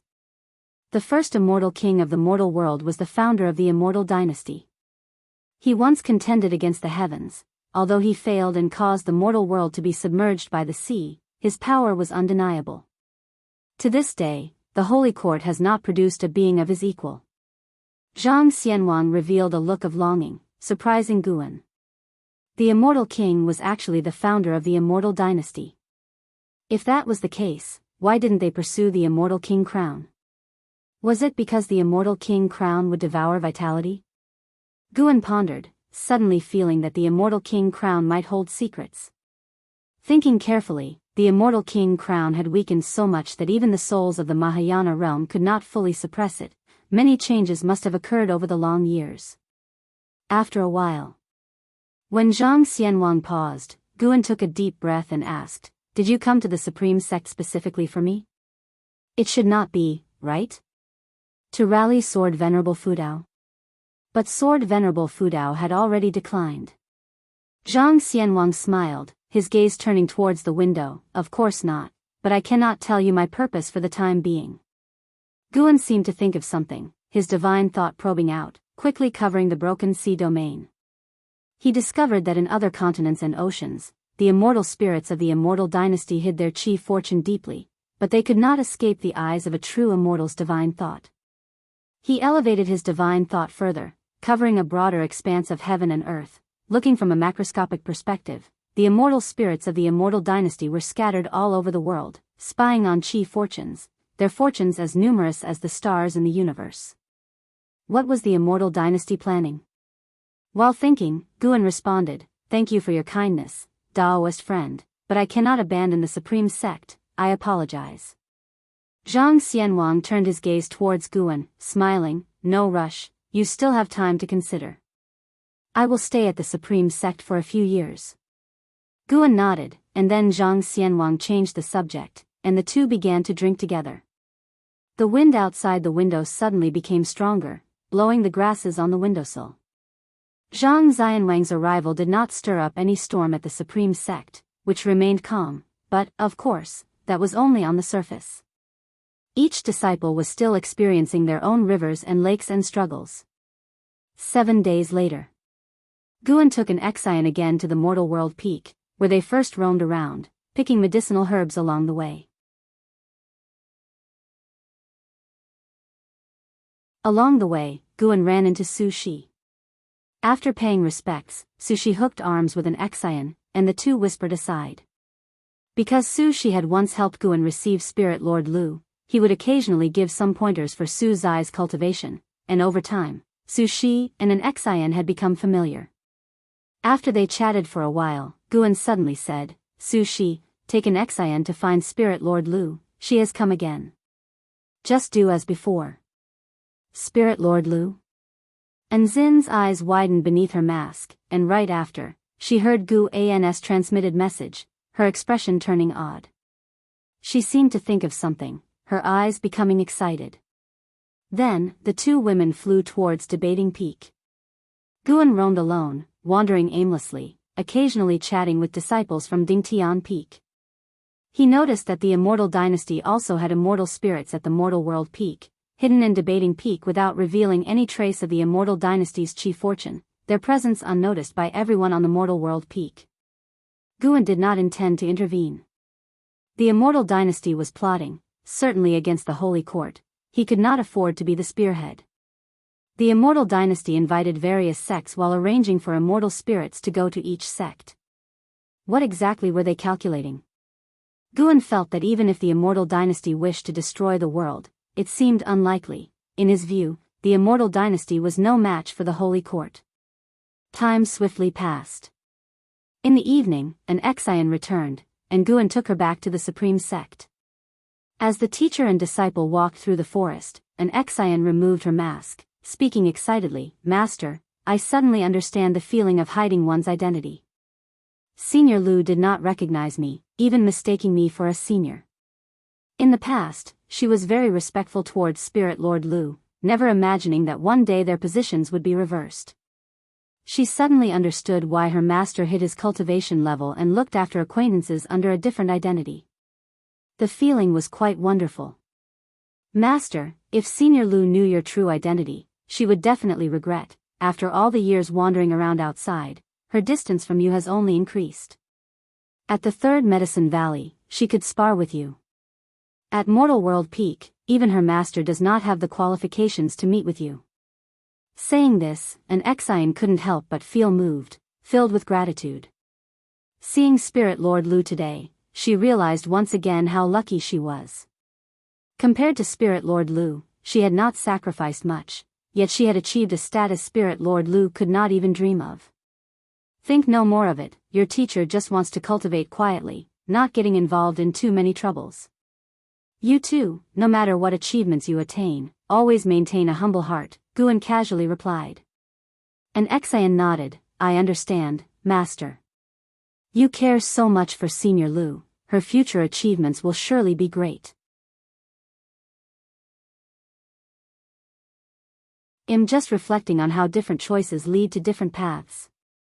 By the way, Master, is the Bitter Sea Buddha sect powerful? Compared to Mortal World Peak, which is stronger? Those high monks seem very strong, their presence even more formidable than Shinzin's. I wonder what they are doing at Mortal World Peak, she began to ask endlessly. In reality, she wasn't looking for answers but merely wanted to express her feelings. Guan listened to her speak, not continuing the conversation. He also felt emotional. The emotion was about how different realms perceive different worlds. Spirit Lord Lu was pursuing her path of immortal cultivation, and Xian was carefree under his protection, each living their own life. But how could they know that a catastrophe was about to unfold across the world? If the Immortal Dynasty and Holy Court went to war, it would surely affect the entire world. In front of these two colossal entities, the lives of beings seemed so fragile. Focus on your cultivation, regardless. Spirit Lord Lu is still the goal you strive for, Guan said, looking ahead. Yes, I will work hard, not to let down the favor you show me now, Master. And Xian stated resolutely, her eyes determined, her heart full of anticipation. Under the blue sky, imposing mountains stood tall, the breeze blowing, birds soared freely. And Hao, dressed in blue and white, stood halfway up the mountain, his head tilted upward, observing a figure at the summit. The figure was tall, his entire body emitting a red glow. Looking closely, flames surged within the red glow. This man, wrapped in flames, had an imposing bearing and an indifferent expression. His luxurious clothing gave off an otherworldly vibe. He looked down at Hao, saying, "Innate immense chi fortune, your life grid emits an imperial aura. Join the Immortal Dynasty, you have a destiny with us." And Hao squinted, responding, "The Immortal Dynasty?" Claiming to be immortal, quite arrogant. He twisted his neck as flames rose on his body. The flame primordial treasure body. His aura soared, causing the mountain beneath him to shatter, dust rising like smoke, rocks flying chaotically. Seeing this, the man at the summit smiled, appreciation shining in his eyes. "You seem yet to uncover your true physique," the man in the red glow spoke. "What do you mean?" And Hao asked, sensing no hostility from the other. He did not rush to attack. "If you can cultivate the flame primordial treasure body, it means your innate physique is incredibly strong. You possess a physique surpassing the ancient treasure body. Unfortunately, no one has helped you uncover this point.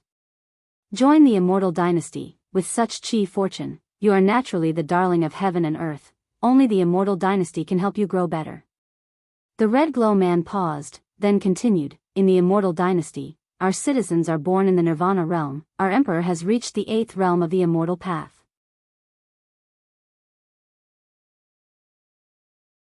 Don't you want to know why your talent is so strong? Perhaps you were born an immortal spirit. Why not join us in pursuing the true immortal?" And Hao listened, his expression changing. Born in the Nirvana realm? The 8th realm of the immortal path? And Hao, having adventured across the seas for many years, was encountering such a powerful force for the first time. He became interested in the Immortal Dynasty, yet he did not easily believe the other's words. If the Immortal Dynasty is indeed so powerful, I indeed could join, but before that, you must first defeat me. And Hao leaped up, flying to the sky, his flames intensifying, as if a bright sun had suddenly appeared in the sky, illuminating the land. The red glow man looked up, a smile on his face. He spoke, "Then are you ready to face the divine immortal of wondrous Dharma?" Divine immortal of wondrous Dharma? And Hao instinctively frowned, his expression suddenly changing. As the year drew to a close, Guan was discussing paintings with Shenzhen in his house. As they chatted, he suddenly lost interest, feigning attention to Shenzhen while using his divine thought to explore what his old acquaintances were doing. Liya was still at 3 Pure One's mountain, seeking path enlightenment, cultivating some divine skill. Jiang Qiong was negotiating tensely with senior members of other sections. Wu Ju was training in Demon Land, accompanied by a woman. Guan caught them being intimate, startling him enough to quickly move his divine thought away. Broad daylight, with grass as their mat, unexpectedly bold. Guan remarked internally, then looked towards others.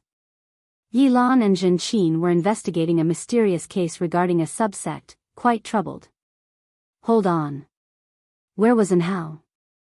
Guan immediately pursued Hao's chi, finding that the young man had already left the broken sea domain, flying towards the ends of the earth. And Hao was accompanied by the divine immortal of wondrous Dharma. An immortal spirit from the immortal dynasty? Guan eavesdropped on their conversation, soon learning that Hao intended to join the immortal dynasty. He suddenly felt the power of destiny.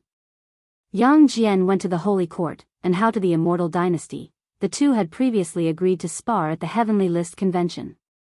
Could it really be that when they meet, it would be on the battlefield? Guan merely contemplated, not stopping Hao.